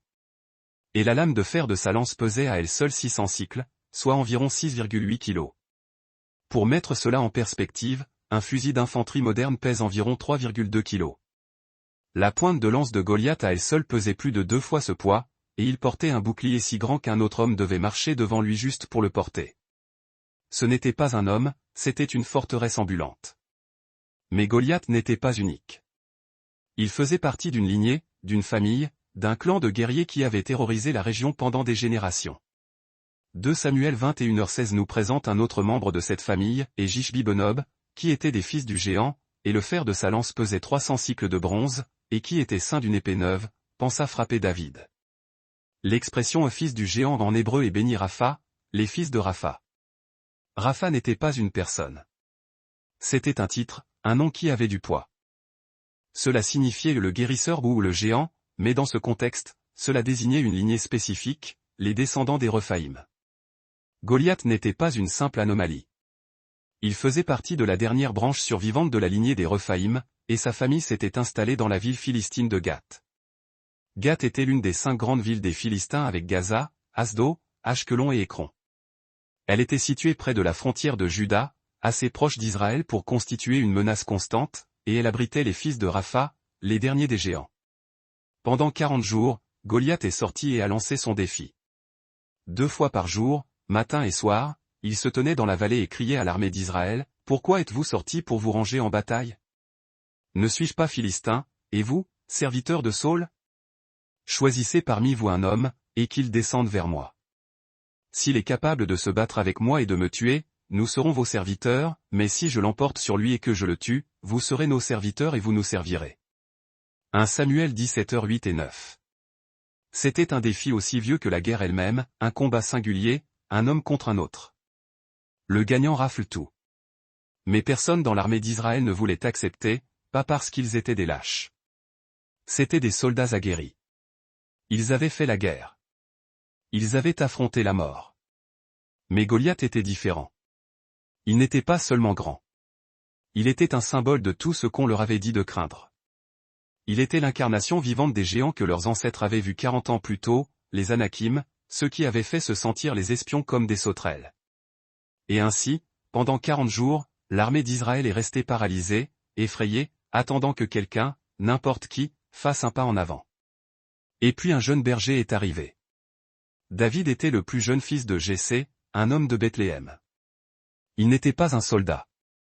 Il n'avait ni armure, ni épée, ni entraînement aux voies de la guerre. Il était venu sur le champ de bataille uniquement pour apporter de la nourriture à ses frères aînés qui servaient dans l'armée de Saul. Mais quand il a entendu le défi de Goliath, quelque chose s'est agité dans son cœur. 1 Samuel 17h26 rapporte sa réponse, David dit aux hommes qui se tenaient près de lui, « Que fera-t-on à celui qui tuera ce Philistin, et qui ôtera l'opprobre de dessus Israël? Car qui est donc ce Philistin, cet incirconcis, pour insulter l'armée du Dieu vivant? Entendez-vous cela? » David n'a pas vu un géant. Il a vu un homme défiant Dieu. Et dans l'esprit de David, quiconque défiait Dieu, quelle que soit sa taille, était déjà vaincu. Le roi Saul entendit parler des paroles de David et le fit venir. David se tint devant le roi et dit, « Que personne ne se décourage à cause de ce Philistin. Ton serviteur ira se battre avec lui. » Saul le regarda, ce garçon à peine sorti de l'adolescence, sans cicatrice, sans armure, sans réputation, et dit, « Tu ne peux pas aller te battre avec ce Philistin, car tu n'es qu'un enfant, et lui, un homme de guerre dès sa jeunesse. » Mais David répondit, « Ton serviteur faisait paître les brebis de son père, et quand un lion ou un ours venait prendre un agneau du troupeau, je courais après lui, je le frappais, et j'arrachais l'agneau de sa gueule. S'il se dressait contre moi, je le saisissais par la barbe, je le frappais et je le tuais. Ton serviteur a tué le lion et l'ours, et il en sera de ce Philistin, de cet incirconcis, comme de l'un d'eux, car il a insulté l'armée du Dieu vivant. L'Éternel, qui m'a délivré de la griffe du lion et de la patte de l'ours, me délivrera aussi de la main de ce Philistin. 1 Samuel 17, 34-37. Saul n'avait pas de meilleure option. Il accepta donc. Il essaya de donner à David sa propre armure, un casque de bronze, une cuirasse, une épée, mais David ne pouvait pas bouger dedans. C'était trop lourd, trop restrictif. Alors il l'enleva. Et il alla au ruisseau, choisit 5 pierres lisses, les mit dans sa gibecière de berger, prit sa fronde à la main, et s'avança à la rencontre de Goliath. Quand Goliath vit David arriver, il rit. 1 Samuel 17h42 dit, le Philistin regarda et, voyant David, il le méprisa, car il n'était qu'un enfant, au teint rouge et d'une belle apparence. Goliath était insulté. Il s'attendait à un champion, à un guerrier en armure, à un homme de réputation. Au lieu de cela, il a eu un garçon avec un bâton. Il cria à David, « Suis-je un chien, pour que tu viennes à moi avec des bâtons? Viens vers moi, et je donnerai ta chair aux oiseaux du ciel et aux bêtes des champs. » Mais David ne broncha pas. Il répondit, « Toi, tu marches contre moi avec l'épée, la lance et le javelot, et moi, je marche contre toi au nom de l'Éternel des armées, du Dieu de l'armée d'Israël, que tu as insulté. Aujourd'hui, l'Éternel te livrera entre mes mains, je t'abattrai, je te couperai la tête, et je donnerai aujourd'hui les cadavres du camp des Philistins aux oiseaux du ciel et aux bêtes sauvages de la terre. Et toute la terre saura qu'Israël a un Dieu. Et toute cette multitude saura que ce n'est ni par l'épée ni par la lance que l'Éternel sauve. Car la victoire appartient à l'Éternel, et il vous livrera entre nos mains. 1 Samuel 17, 45-47. Et puis David courut vers lui. Goliath commença à avancer, son porteur de bouclier courant devant lui. Son corps massif projetait une ombre sur le sol de la vallée. Son armure cliquetait à chaque pas. David prit une pierre dans son sac, la plaça dans sa fronde et la fit tourner au-dessus de sa tête. La pierre vola. Ce n'était pas un coup de chance. Ce n'était pas un accident. C'était la main de Dieu guidant la main d'un garçon fidèle. La pierre frappa Goliath au front, le seul endroit non couvert par son casque, et Goliath tomba. 1 Samuel 17h49 dit, la pierre entra avec force dans son front, et Goliath tomba le visage contre terre. Le géant qui avait terrorisé Israël pendant 40 jours tomba en un seul instant. David courut vers lui, prit l'épée de Goliath et lui coupa la tête. Et quand les Philistins virent que leur champion était mort, ils s'enfuirent. Mais Goliath n'était pas le seul géant que les hommes de David allaient affronter. 2 Samuel 21 rapporte 4 autres batailles, 4 autres rencontres avec les fils de Rapha. Au verset 16, un géant nommé Jishbi-Benob essaya de tuer David, mais Abiscaï, l'un des vaillants hommes de David, le frappa à mort. Au verset 18, à la bataille de Gob, un géant nommé Saph, un autre fils de Rapha, fut tué par Sibécaï, le Huskatite. Au verset 19, Elchanan, fils de Jaar-et-Oregim, tua Lachmi, le frère de Goliath, dont la lance était également comme une ensouple de tisserand. Voici donc que, au verset 20, un autre géant surgit, un homme difforme doté de 6 doigts à chaque main et 6 orteils à chaque pied, portant à 24 le compte total de ses appendices. Lui aussi était un rejeton de Rapha, et lui aussi tomba sous les coups de Jonathan, le fils du frère de David. 4 autres géants suivirent, 4 autres fils de Rapha, tous abattus par les hommes de David. Puis, le texte nous offre ce résumé saisissant, ces 4 étaient nés aux géants de Gath, et ils tombèrent sous la main de David et sous la main de ses serviteurs. 2 Samuel 21h22. Les derniers géants avaient disparu. La lignée maudite qui avait survécu au déluge, qui avait régné sur Canaan pendant des siècles, qui avait résisté aux armées d'Israël, était enfin anéantie. Le silence retomba sur la terre, un silence lourd de conséquences. Pourquoi cela importe-t-il tant? Parce que Goliath n'était pas simplement un homme, un simple soldat. Il était un symbole, une incarnation des forces obscures. Il représentait tout ce qui se dressait entre le peuple de Dieu et sa destinée, la promesse divine. Il était la voix du doute, la voix de la peur, celle qui murmurait, « Vous êtes trop petit, trop faible, vous ne pouvez pas gagner. » Et pendant 40 jours interminables, tout le monde l'avait cru, tout le monde sauf David. David, lui, avait compris une vérité que le reste d'Israël avait oubliée, une vérité essentielle. La taille de l'ennemi importe peu quand Dieu est de votre côté. Qu'importe si le géant mesure 3 mètres ou 30. Qu'importe si son armure pèse 50 kilos ou 5 cents. Qu'importe s'il manie une épée aussi large qu'un métier à tisser ou une lance capable de percer la pierre, car la bataille n'est pas la vôtre, elle est celle du Seigneur. Et il n'a pas besoin que vous soyez grand, il n'a pas besoin que vous soyez fort, il n'a pas besoin que vous soyez parfait. Il a seulement besoin que vous ayez confiance en lui, une confiance absolue et inébranlable. Chapitre 7. Les cités antiques bâties par les géants. Fermez les yeux et imaginez-vous debout au pied d'un mur antique, un mur colossal. Pas un mur de briques, pas un mur de boue ou d'argile, mais un mur fait de pierres si massives, si parfaitement taillées qu'aujourd'hui encore, avec nos machines modernes, nous serions incapables de le reproduire. Chaque pierre pèse des centaines de tonnes, certaines dépassent même le millier. Elles sont assemblées avec une telle précision qu'on ne pourrait même pas glisser une feuille de papier entre elles. Pas de mortier, pas de ciment, juste pierre sur pierre, imbriquées comme par des mains invisibles. Et tandis que vous vous tenez là, le regard levé vers cette structure impossible, une question vous assaille l'esprit, qui a construit cela? Et comment? Ce soir, nous allons explorer ces cités antiques, ces structures mégalithiques disséminées à travers la terre, et envisager la possibilité qu'elles n'aient pas été bâties par des hommes ordinaires, mais par des géants, par des êtres dotés d'une force surhumaine.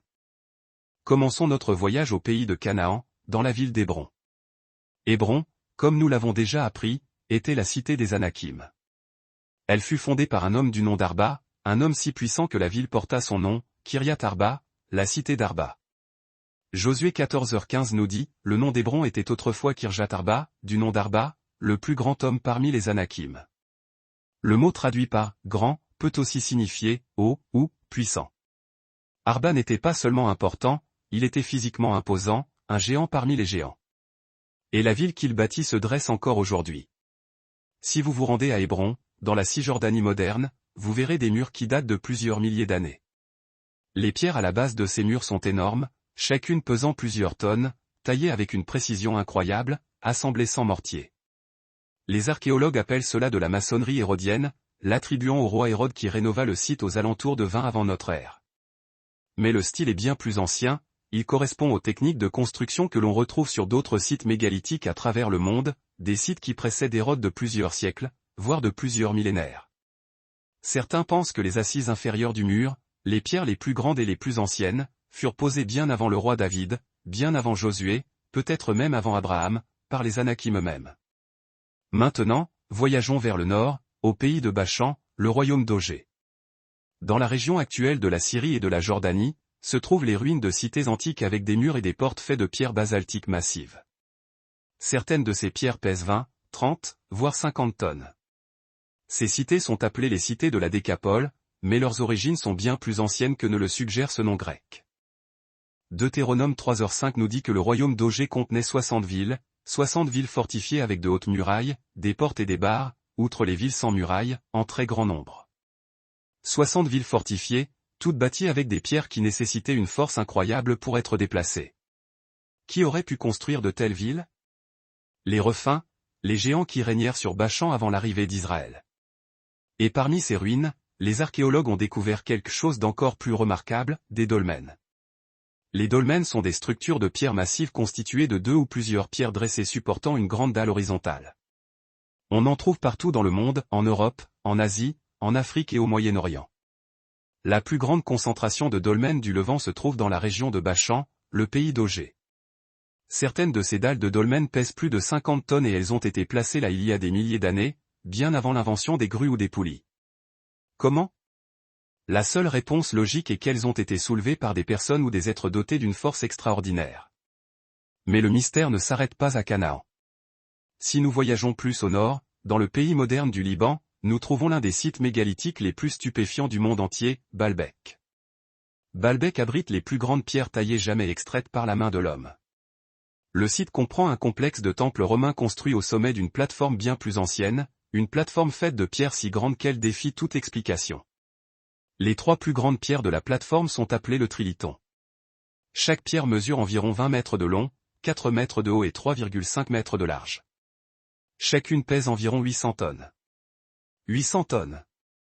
Pour mettre cela en perspective, les plus grandes pierres de la Grande Pyramide d'Égypte pèsent environ 15 tonnes. Les pierres de Stonehenge pèsent environ 25 tonnes. Mais les pierres de Baalbek pèsent 800 tonnes. Et il y a une 4e pierre encore dans la carrière, jamais déplacée, qui pèse environ 1650 tonnes. C'est la plus grande pierre taillée au monde. Comment ces pierres ont-elles été déplacées? Comment ont-elles été hissées en place? Comment ont-elles été taillées avec une telle précision? Les ingénieurs modernes n'ont pas de réponse. Même avec nos machines les plus avancées, nous ne pourrions pas déplacer des pierres de cette taille sans d'énormes difficultés. Et pourtant, elles sont là, parfaitement placées, parfaitement alignées, comme si elles ne pesaient rien du tout. Certains érudits attribuent Baalbek aux Romains ou aux Phéniciens avant eux.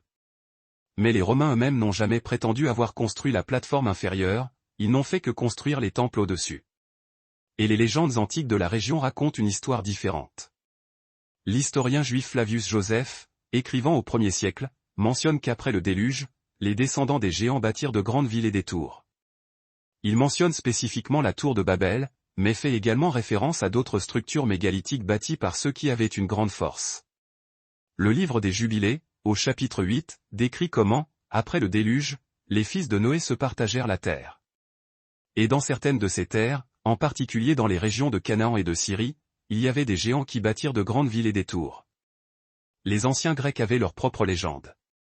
Ils appelaient ces ouvrages de pierre massifs, maçonnerie cyclopéenne, croyant qu'ils avaient été bâtis par les cyclopes, des géants borgnes dotés d'une force énorme. Même le nom de Baalbek porte un indice. Baal signifie « seigneur » ou « maître ». Bek est supposé dériver de Békar, la vallée dans laquelle elle se trouve. Mais Baal était aussi le nom d'un dieu cananéen, un dieu adoré par les descendants de Canaan. Se pourrait-il que Baalbek, comme Hébron, ait été bâti par les géants qui régnèrent autrefois sur cette terre? Le schéma se répète à travers le monde. Au Pérou, il existe un site appelé Sacsayhuaman, une forteresse faite de pierres pesant jusqu'à 200 tonnes, assemblée si parfaitement qu'on ne peut même pas insérer une lame de couteau entre elles. En Égypte, la Grande Pyramide contient plus de 2 millions de blocs de pierre, certains pesant jusqu'à 80 tonnes, transportés depuis des carrières situées à des kilomètres de là et placés avec une précision qui défie toute explication. Sur l'île de Pâques, des statues de pierre massive appelées moaï, certaines pesant plus de 80 tonnes, ont été d'une manière ou d'une autre déplacées à travers l'île et érigées sur des plateformes. À Malte, les temples mégalithiques de Gantija, qui signifie « tour des géants », ont été construits avec des pierres pesant plus de 50 tonnes. Et en Angleterre, les plus grandes pierres de Stonehenge, appelées Sarsan, pèsent jusqu'à 30 tonnes et ont été transportées depuis une carrière située à 32 km de là. Tous ces sites datent de plusieurs milliers d'années. Tous impliquent des pierres bien trop lourdes pour que des hommes ordinaires puissent les déplacer sans technologie avancée. Et tous sont associés dans les légendes locales à des géants. Maintenant, est-ce que cela prouve que des géants ont construit ces structures? Non, pas définitivement. Mais cela soulève la question, si des géants ont autrefois foulé la terre, si les Anakim, les Rephins, les Néphilim étaient réels, alors qu'ont-ils construit? La Bible nous dit qu'ils ont bâti des villes fortifiées, des villes avec de hautes murailles et une grande force. Et lorsque nous regardons les preuves archéologiques, lorsque nous voyons ces pierres massives taillées avec précision et placées avec soin, il n'est pas déraisonnable de se demander si les bâtisseurs étaient plus que des hommes ordinaires. Peut-être étaient-ils les géants décrits dans les Écritures, ceux qui régnèrent sur la terre avant l'arrivée d'Israël, ceux qui furent détruits, chassés ou tués, mais dont les œuvres demeurent, des témoins silencieux d'une époque où le monde était différent, où la frontière entre le ciel et la terre était plus mince, où des êtres d'une taille et d'une force extraordinaire marchaient parmi les hommes. Mais voici la vérité qui compte le plus, peu importe la hauteur de ces murs, ils sont tombés. Peu importe la force de ces villes, elles ont été conquises. Peu importe la puissance de ces géants, ils ont été vaincus. Parce qu'en fin de compte, ce n'est pas la taille de la pierre qui compte, c'est la force du Dieu qui lui ordonne de bouger. Et le Dieu d'Israël, le Dieu d'Abraham, d'Isaac et de Jacob, est le Dieu qui a créé les montagnes, qui a mis les étoiles en place, qui mesure les eaux dans le creux de sa main. Les géants ont peut-être été capables de soulever de grandes pierres, mais Dieu a soulevé les cieux. Les géants ont peut-être bâti des villes, mais Dieu a bâti le monde. Et quand il a décidé qu'il était temps pour les géants de tomber, aucun mur, aussi épais soit-il, n'a pu les protéger. Alors ce soir, alors que vous vous reposez, souvenez-vous de ceci, les ruines des géants sont toujours là, mais les géants eux-mêmes ont disparu. Et le Dieu qui les a vaincus est toujours là, toujours vigilant, toujours protégeant son peuple. Quelles que soient les montagnes qui se dressent sur votre chemin, quels que soient les murs qui bloquent votre parcours, quels que soient les géants qui se profilent devant vous, ils ne sont pas plus grands que celui qui vous précède. Il a déplacé des pierres pour construire le monde, il peut déplacer les pierres dans votre vie aussi. Ayez confiance en lui, reposez-vous en lui et sachez que sa force se manifeste pleinement dans votre faiblesse. Chapitre 8. Pourquoi Dieu a ordonné leur destruction? Il y a un passage dans les Écritures qui trouble beaucoup de gens. Il apparaît dans le livre du Deutéronome 7, 1-2. Lorsque l'Éternel, ton Dieu, t'aura fait entrer dans le pays où tu vas pour le posséder, et qu'il aura chassé devant toi beaucoup de nations, les Hétiens, les Girgasiens, les Amoréens, les Cananéens, les Phéréziens, les Éviens et les Jébusiens, cette nation plus grande et plus puissante que toi, lorsque l'Éternel, ton Dieu, les aura livrés devant toi, tu les frapperas, tu les détruiras entièrement, tu ne feras point d'alliance avec elles, et tu ne leur feras point grâce. Ce sont des paroles dures et beaucoup ont demandé, comment un Dieu d'amour a-t-il pu ordonner la destruction complète de nations entières? Ce soir, nous allons répondre à cette question, non pas pour justifier la violence, non pas pour excuser la cruauté, mais pour comprendre la réalité plus profonde qui se cachait derrière la conquête de Canaan. Ce n'était pas simplement une guerre entre nations, c'était une bataille entre deux types de création, l'une qui appartenait à Dieu et l'autre qui avait été corrompue au-delà de toute réparation. Retournons au commencement. Quand Dieu créa le monde, il le fit bon, parfait, sans corruption, sans mort, sans péché. Il créa l'humanité à sa propre image, corps, âme et esprit. Il leur donna la domination sur la terre et leur dit d'être féconds et de se multiplier. Mais alors, les veilleurs, les anges déchus, descendirent et violèrent cet ordre. Ils prirent des femmes humaines, ils engendrèrent une descendance, les Néphilim. Et par cette union, ils corrompirent la lignée même de l'humanité. Genèse 6h5 nous dit le résultat, l'Éternel vit que la méchanceté des hommes était grande sur la terre, et que toutes les pensées de leur cœur se portaient chaque jour uniquement vers le mal. Toutes les pensées, uniquement vers le mal. Ce n'était pas seulement un échec moral, c'était une corruption génétique et spirituelle au plus profond niveau.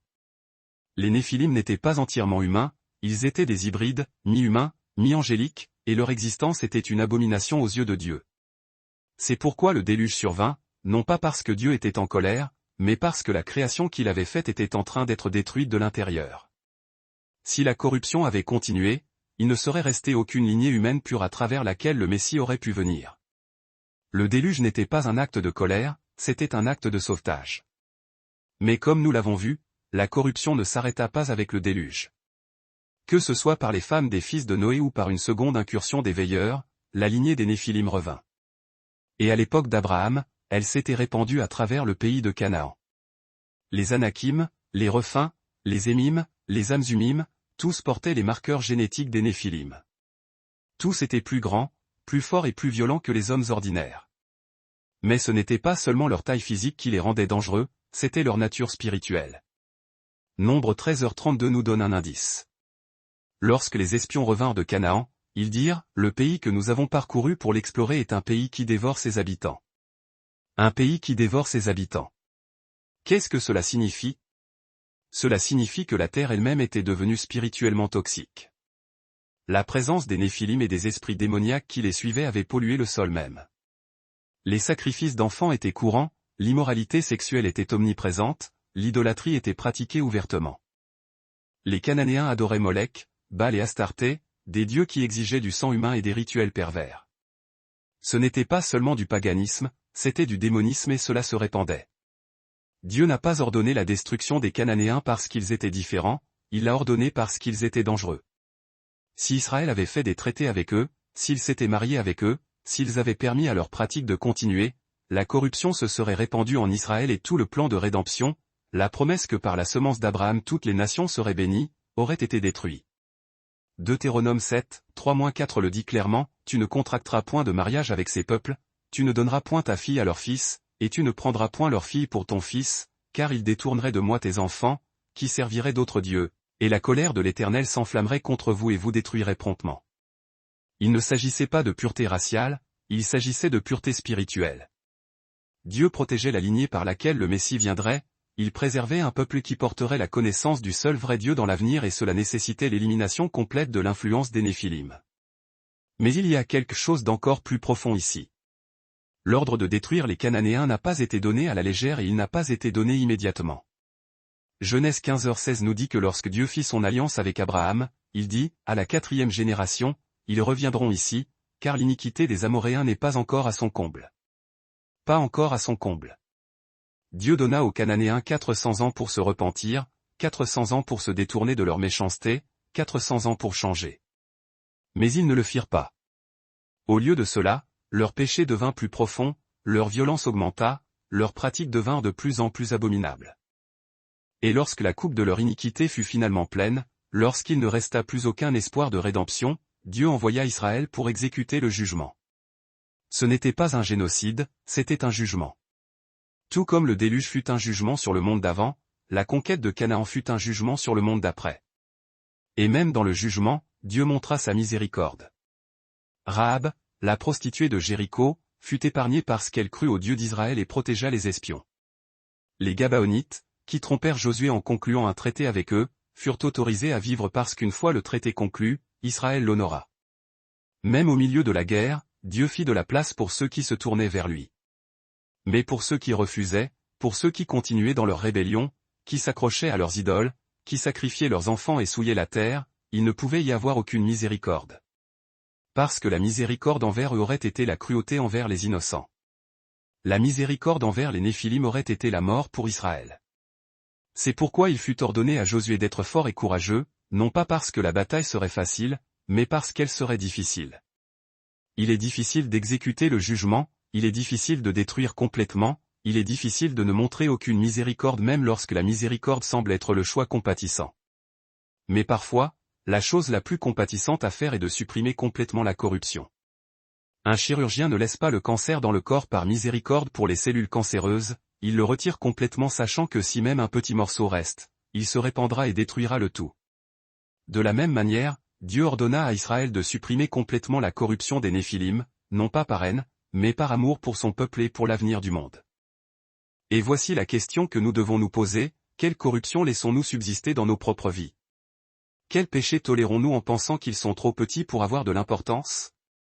Quel compromis faisons-nous en croyant qu'un peu d'obscurité ne fera pas de mal? L'ordre de Dieu à Israël était absolu, détruire complètement l'ennemi, ne faire aucune alliance, ne montrer aucune miséricorde. Et il en est de même pour nous dans nos batailles spirituelles. Nous ne pouvons pas faire la paix avec le péché, nous ne pouvons pas négocier avec la tentation, nous ne pouvons pas autoriser même un petit point d'appui pour l'ennemi dans nos cœurs, car si nous le faisons, il se répandra, il grandira et finira par nous consumer. Les géants dans nos vies, la peur, l'orgueil, la luxure, la colère, l'amertume, doivent être chassés complètement, pas ignorés, pas gérés, pas tolérés, détruits. Alors ce soir, alors que vous fermez les yeux, demandez-vous quel géant suis-je encore en train de laisser vivre dans mon cœur? Quel compromis ai-je fait que je dois rompre? Dans quel domaine de ma vie ai-je été trop miséricordieux alors que ce dont j'ai vraiment besoin, c'est du courage de les supprimer complètement? Dieu n'a pas envoyé Israël à Canaan pour coexister avec les géants, il les a envoyés pour les détruire et il vous appelle à faire de même, pas avec des épées et des lances, mais avec la foi, avec la repentance, avec la puissance de son esprit. Chassez-les, ne leur montrez aucune miséricorde et voyez comment le Seigneur vous donne la victoire, une bataille à la fois. Chapitre 9. Les derniers des géants. Il arrive un moment dans chaque guerre où le vent tourne finalement, où l'ennemi autrefois si puissant commence à reculer, où les villes qui semblaient inconquérables sont brisées, où les guerriers qui terrifiaient autrefois des armées entières sont vaincus un par un jusqu'à ce qu'il n'en reste plus aucun. Pour les géants de Canaan, ce temps vint à l'époque de Josué et de David. Et ce soir, nous allons assister à la fin de leur règne. Après 40 ans dans le désert, les enfants d'Israël traversèrent finalement le Jourdain. Josué les conduisit, Caleb se tenait à ses côtés et la promesse que Dieu avait faite à leur père était sur le point d'être accomplie. La première ville à tomber fut Jéricho. Les murs s'effondrèrent au son des trompettes et aux cris de la foi. Les gens à l'intérieur furent entièrement détruits, comme Dieu l'avait ordonné. Puis vint Ri, puis Gibeon, puis les villes du sud, Hébron, Déir, Libna, Lachish. Une à une, les villes fortifiées tombèrent, et un à un, les géants furent chassés. Josué 11, 21 et 22 nous dit qu'en ce temps-là, Josué vint et extermina les Anakim des montagnes, d'Hébron, de Déir, d'Anab, de toutes les montagnes de Juda et de toutes les montagnes d'Israël. Josué les détruisit complètement, eux et leurs villes. Il ne resta aucun Anakim dans le pays des enfants d'Israël, sauf à Gaza, à Gath et à Ashdod. Le voyez-vous? Les Anakim, ces géants qui avaient terrifié les espions 40 ans plus tôt, furent complètement anéantis. Il n'en resta aucun sur la terre d'Israël. Mais à Gaza, Gath et Ashdod, villes philistines, quelques-uns subsistèrent, et parmi eux, une famille, une lignée, les derniers des fils de Rapha, la famille de Goliath. Une ombre menaçante planait encore sur la promesse divine. Les siècles passèrent. Israël s'établit dans le pays. Des juges se levèrent et tombèrent. Des rois furent oints et les Philistins restèrent une menace constante. Ils vivaient dans 5 grandes villes le long de la côte, Gaza, Ashdod, Ashkelon, Écron et Gath. C'étaient des peuples navigateurs, des guerriers et des commerçants venus d'au-delà de la Méditerranée qui s'étaient installés à Canaan. Mais contrairement aux autres nations, les Philistins avaient un avantage, les géants. Leur force brute, leur taille imposante, faisaient d'eux des adversaires redoutables sur le champ de bataille. À Gath, les fils de Rapha vivaient encore, et ils étaient les guerriers les plus craints de toute la région. Lorsque le roi Saül affronta les Philistins, c'est un géant de Gath qui s'avança pour défier Israël. Goliath. Et comme nous l'avons déjà vu, Goliath tomba, terrassé par un jeune berger avec une fronde et une pierre. La précision de David, guidé par la foi, avait triomphé de la force brute. Mais il n'était pas le dernier. 2 Samuel 21 rapporte 4 autres batailles contre les géants. Ces batailles eurent lieu à la fin du règne de David, après qu'il soit devenu roi sur tout Israël. À cette époque, David n'était plus un jeune homme. Il était plus âgé, plus lent, et ne combattait plus en première ligne comme autrefois. Le poids des années, les cicatrices des batailles passées, le forçaient à déléguer une partie de ses responsabilités. Mais les géants étaient toujours là, toujours dangereux, toujours déterminés à détruire le roi qui avait tué leur champion. La vengeance bouillonnait dans leurs veines. La première bataille est relatée au verset 15. De plus, les Philistins firent encore la guerre à Israël, et David descendit avec ses serviteurs et combattit les Philistins. Et David faiblit. David s'affaiblit. Il était fatigué, peut-être blessé, peut-être simplement accablé par l'ennemi. Les vagues d'ennemis semblaient incessantes, la fatigue le gagnait, et l'ombre de la mort se rapprochait. Et c'est alors qu'un géant nommé Ishbenob vit son opportunité. Il flairait la faiblesse, sentait le sang, et voyait la fin de celui qui avait osé défier sa race. Le verset 16 dit, « Et Ishbenob, qui était des fils du géant, dont le poids de la lance était de 300 cycles d'airain, et qui était ceint d'une épée neuve, pensa tuer David. » La lance d'Ishbi-Benob pesait à elle seule environ 3,5 kg. Il portait une épée neuve, tranchante, mortelle, prête à frapper. Et il s'avança vers David, avec l'intention de le tuer. Ses yeux brillaient d'une lueur mauvaise, sa stature imposante projetait une ombre menaçante sur le roi affaibli. Mais Abishai, fils de Tseruja, l'un des vaillants hommes de David, vit ce qui se passait. Il se précipita aux côtés de David, combattit le géant et le terrassa. La lame d'Abishai trouva son chemin à travers l'armure, mettant fin à la menace qu'Ishbenob représentait. David fut sauvé. Mais les hommes d'Israël lui dirent, « Tu ne sortiras plus avec nous à la bataille, de peur que tu n'éteignes la lumière d'Israël. Ne va plus te battre. Ta vie est trop précieuse. Laissez les autres se battre à votre place. » La deuxième bataille eut lieu à Gob. Verset 18. Et il arriva après cela qu'il y eut encore une bataille avec les Philistins à Gob. Alors Sibésaï, le Hushatite, tua Saph, qui était des fils du géant. Saph, un autre fils de Rapha, un autre géant, un autre guerrier qui avait terrorisé Israël pendant des années, mais Sibésaï le terrassa. La troisième bataille est relatée au verset 19. Et il y eut encore une bataille à Gob avec les Philistins, où Elchanan, fils de Jar-et-Orégim, Béthlémite, tua le frère de Goliath, le Gittite, dont le bois de la lance était comme une ensouple de tisserand. Le frère de Goliath. Une chronique 20h5 nous donne son nom, Lakmi. L'ami portait une lance semblable à celle de son frère, épaisse comme une ensouple de tisserand, assez lourde pour percer les armures et les os. Mais Elchanan, un homme de Bethléem, la même ville d'où venait David, le tua. Et puis vint le quatrième et dernier géant. 2 Samuel 21, 20. Et il y eut encore une bataille à Gath, où il y avait un homme de grande taille, qui avait 6 doigts à chaque main et 6 orteils à chaque pied, 24 en tout. Et lui aussi était né au géant. Ce géant était différent. Il avait 6 doigts à chaque main, 6 orteils à chaque pied, 24 doigts en tout. Certains ont suggéré qu'il s'agissait d'un marqueur génétique, un signe de la lignée des Néphilim. D'autres pensent qu'il s'agissait simplement d'une rare mutation. Mais quelle qu'en soit la cause, cela le désignait comme quelque chose d'autre, quelque chose de pas tout à fait humain. Verset 21 nous dit, « Et lorsqu'il insulta Israël, Jonathan, fils de Shimei, frère de David, le tua. » Jonathan, le neveu de David, tua le géant. Et ainsi prit fin la lignée des fils de Rapha. 2 Samuel 21h22 nous donne le résumé final. Ces 4 étaient nés au géant à Gath et tombèrent par la main de David et par la main de ses serviteurs. 4 géants, tous de Gath, tous fils de Rapha, tous vaincus. Goliath et ses frères, jusqu'au dernier, étaient morts.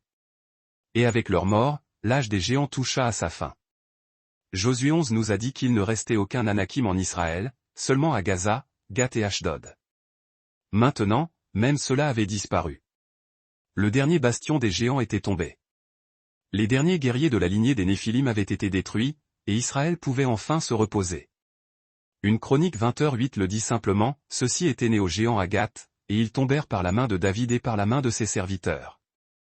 Plus de guerre avec les géants, plus de terreur de Gath. Plus d'ombre planant sur le pays. Les géants étaient finis. Mais leur histoire ne s'arrête pas là. Car bien que les géants eux-mêmes aient disparu, leur mémoire demeure. Le livre d'Amos 2h9 se remémore cette époque et dit, « Pourtant, j'ai détruit devant eux l'Amoréen, dont la hauteur était comme la hauteur des cèdres, et il était fort comme les chênes. Pourtant, j'ai détruit son fruit en haut et ses racines en bas, haut comme des cèdres, fort comme des chênes, mais détruit racines et branches. Dieu n'a laissé aucune trace d'eux. Il les a complètement enlevés afin qu'il ne reste rien de leur corruption. Et il ne l'a pas fait de sa propre main seulement, mais par les mains de son peuple, par Josué, par Caleb, par David et ses vaillants hommes, par des gens ordinaires qui avaient confiance en un Dieu extraordinaire. Alors ce soir, pendant que vous vous reposez, souvenez-vous de ceci. Les géants qui régnaient autrefois sur la terre ont disparu. Chacun d'eux est tombé. Non pas parce qu'ils étaient faibles. Non pas parce qu'ils ont abandonné, mais parce que la promesse de Dieu est plus forte que n'importe quelle force de géant. Et si Dieu a pu abattre les Anakim, les Rephaïm, les fils de Rapha, s'il a pu détruire toute trace de la lignée des Néphilim, alors il peut abattre n'importe quel géant qui se dresse sur votre chemin. Peu importe sa taille, peu importe sa force, peu importe à quel point il est profondément enraciné, si Dieu vous a promis la victoire, alors la victoire est déjà vôtre. Tout ce que vous avez à faire, c'est lui faire confiance et faire le prochain pas. Chapitre 10. Les esprits qui restent. Les géants sont morts. Leurs villes sont tombées. Leurs royaumes ont été conquis.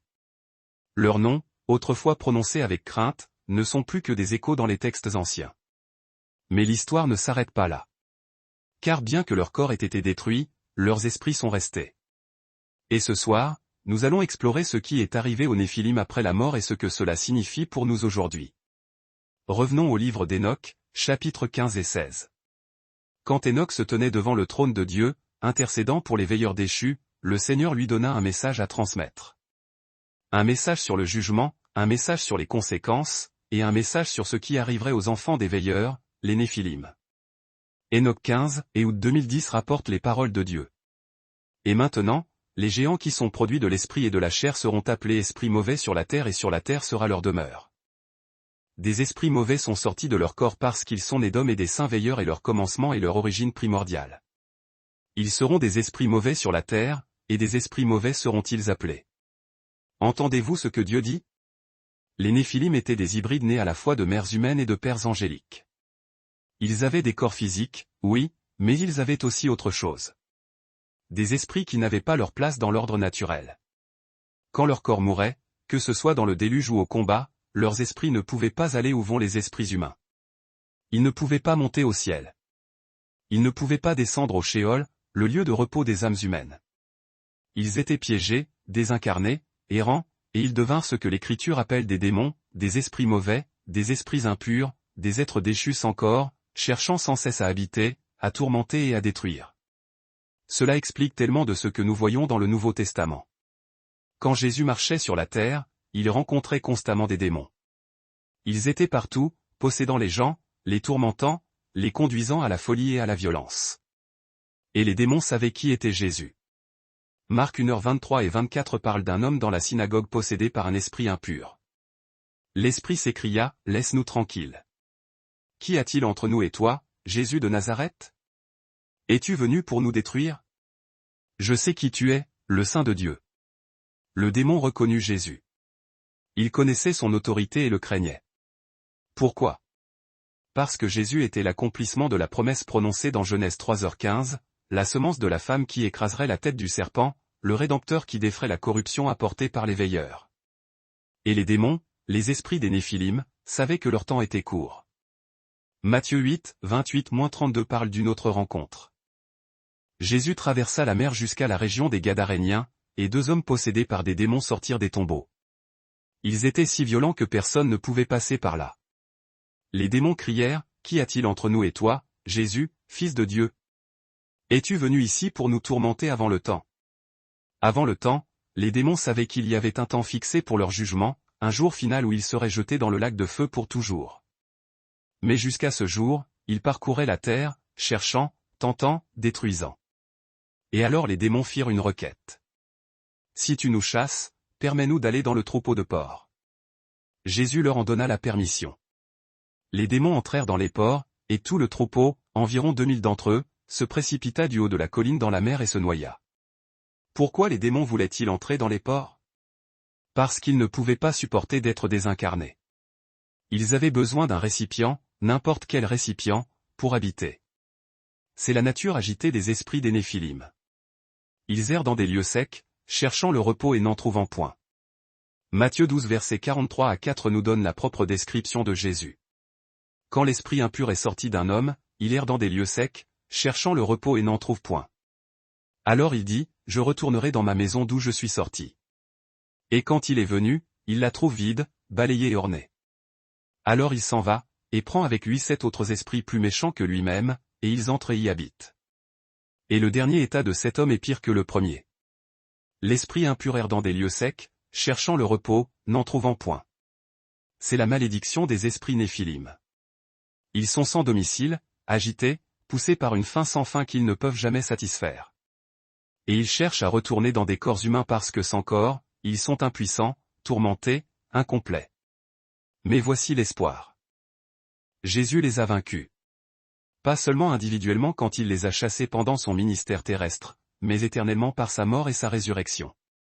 Colossiens 2h15 déclare, et ayant dépouillé les principautés et les puissances, il en a fait un spectacle public, triomphant d'elles en lui. Jésus a dépouillé les puissances spirituelles de leur autorité. Il les a exposées. Il a triomphé d'elles publiquement. Et Apocalypse 20h10 nous dit ce qui arrivera à la fin de toute chose. Et le diable qui les séduisait fut jeté dans le lac de feu et de soufre, où sont la bête et le faux prophète, et ils seront tourmentés jour et nuit au siècle des siècles. Les démons, les esprits des Néphilim, rejoindront leur père, les veilleurs déchus, dans le lac de feu, et ils y seront pour toujours. Pas d'échappatoire. Pas de seconde chance, pas de retour. La corruption qui a commencé avant le déluge sera finalement détruite complètement. Alors, qu'est-ce que cela signifie pour nous? Cela signifie que la bataille que nous menons n'est pas seulement physique. Elle est spirituelle. Éphésiens 6h12 dit, « Car nous n'avons pas à lutter contre la chair et le sang, mais contre les principautés, contre les pouvoirs, contre les dominateurs de ce monde de ténèbres, contre les puissances spirituelles du mal dans les lieux célestes. » Les géants sont peut-être morts, mais leurs esprits sont toujours actifs, toujours à la recherche, essayant toujours de corrompre, de détruire et d'éloigner l'humanité de Dieu. Mais nous ne sommes pas sans défense. Nous avons le nom de Jésus. Nous avons la parole de Dieu. Nous avons la puissance du Saint-Esprit. Et tout démon, tout esprit impur doit se prosterner devant l'autorité du Christ. Jacques 4h7 promet, « Soumettez-vous donc à Dieu. Résistez au diable, et il fuira loin de vous. » Le diable fuira. Les démons fuiront. Les esprits des Néphilim, peu importe leur ancienneté, leur puissance, leur persistance, fuiront lorsqu'ils seront confrontés au nom de Jésus. Alors ce soir, si vous vous sentez oppressé, si vous vous sentez accablé par les ténèbres, si vous sentez la présence de quelque chose que vous ne pouvez pas voir mais que vous savez être là, prononcez le nom de Jésus à haute voix, avec autorité, avec foi. Parce que la même puissance qui chassait les démons il y a 2000 ans est toujours vivante aujourd'hui. Les géants sont tombés et il en sera de même pour tout esprit qui s'oppose à vous. Tout ce que vous avez à faire, c'est croire en celui qui a déjà remporté la victoire. Chapitre 11. Les leçons des géants. Nous avons voyagé loin ce soir. Nous avons marché à travers la terre inondée, nous nous sommes tenus aux portes d'Hébron, nous avons vu Goliath tomber et nous avons retracé la lignée des Néphilim d'avant le déluge jusqu'à la bataille finale à Gath. Nous avons vu des villes construites avec des pierres trop lourdes pour être déplacées. Nous avons entendu les histoires de guerriers trop grands pour être vaincus. Nous avons appris l'existence d'esprits qui errent encore sur la terre, cherchant le repos et n'en trouvant point. Mais maintenant, alors que notre voyage touche à sa fin, nous devons poser la question la plus importante de toutes. Qu'est-ce que cela signifie pour nous? Que pouvons-nous apprendre des géants et du Dieu qui les a vaincus? Première leçon, la taille ne détermine pas le résultat. Quand les 12 espions entrèrent à Canaan, 10 d'entre eux revinrent et dirent, « Nous ne pouvons pas prendre ce pays. Les gens sont trop forts. Les villes sont trop fortifiées, et nous avons vu les géants, et nous étions comme des sauterelles à nos propres yeux. » Ils ont regardé la taille de l'ennemi et ont décidé qu'ils avaient déjà perdu. Mais Caleb et Josué ont vu quelque chose de différent. Nombre 13h30 rapporte la réponse de Caleb. « Montons de suite, et prenons possession du pays, car nous sommes bien capables de le vaincre. » Caleb ne niait pas que les géants étaient grands. Il ne prétendait pas que les murs étaient bas. Il comprenait simplement que la taille de l'ennemi ne détermine pas le résultat, la présence de Dieu le détermine. 45 ans plus tard, quand Caleb avait 85 ans, il dit à Josué, « Donne-moi cette montagne. » Josué 14h12, la montagne, l'endroit où vivaient les géants, l'héritage le plus difficile et le plus dangereux de tout Canaan. Et Caleb l'a pris, non pas parce qu'il était jeune, non pas parce qu'il était fort, mais parce qu'il croyait à la promesse de Dieu. La leçon, quel que soit le géant auquel vous êtes confronté aujourd'hui, la peur, la dette, la maladie, la dépendance, la perte, il n'est pas plus grand que Dieu. Arrêtez de mesurer le géant. Commencez à mesurer votre foi. Deuxième leçon, la foi exige l'action. David n'a pas vaincu Goliath en priant à distance. Il a prié, oui, il a fait confiance à Dieu, oui, mais ensuite il a ramassé 5 pierres, est entré dans la vallée et a affronté le géant de front.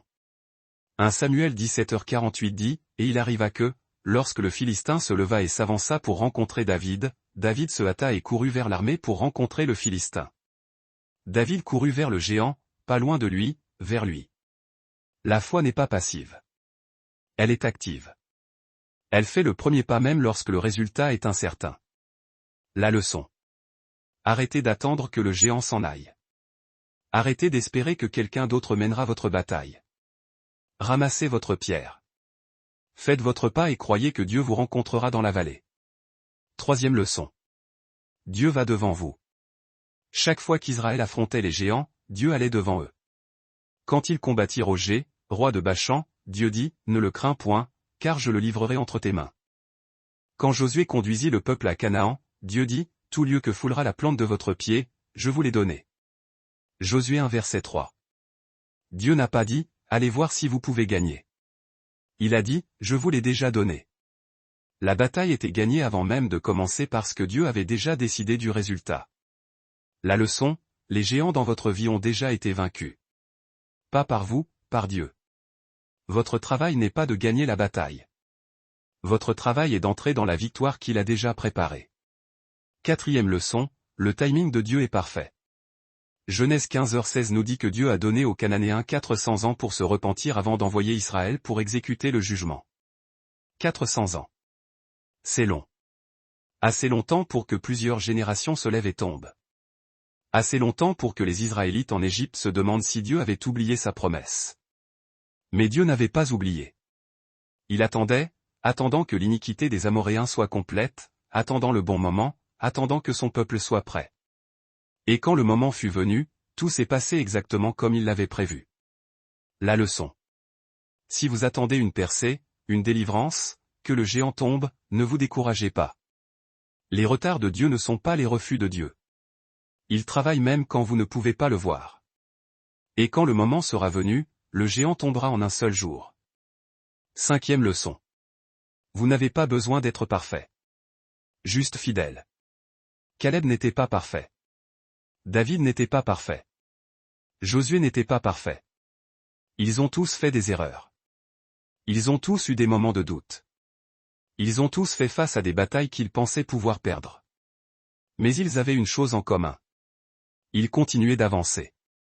Caleb continua de croire pendant 45 ans. David continua de faire confiance même quand le roi Saül essaya de le tuer. Josué continua de diriger même quand le peuple grognait et se plaignait.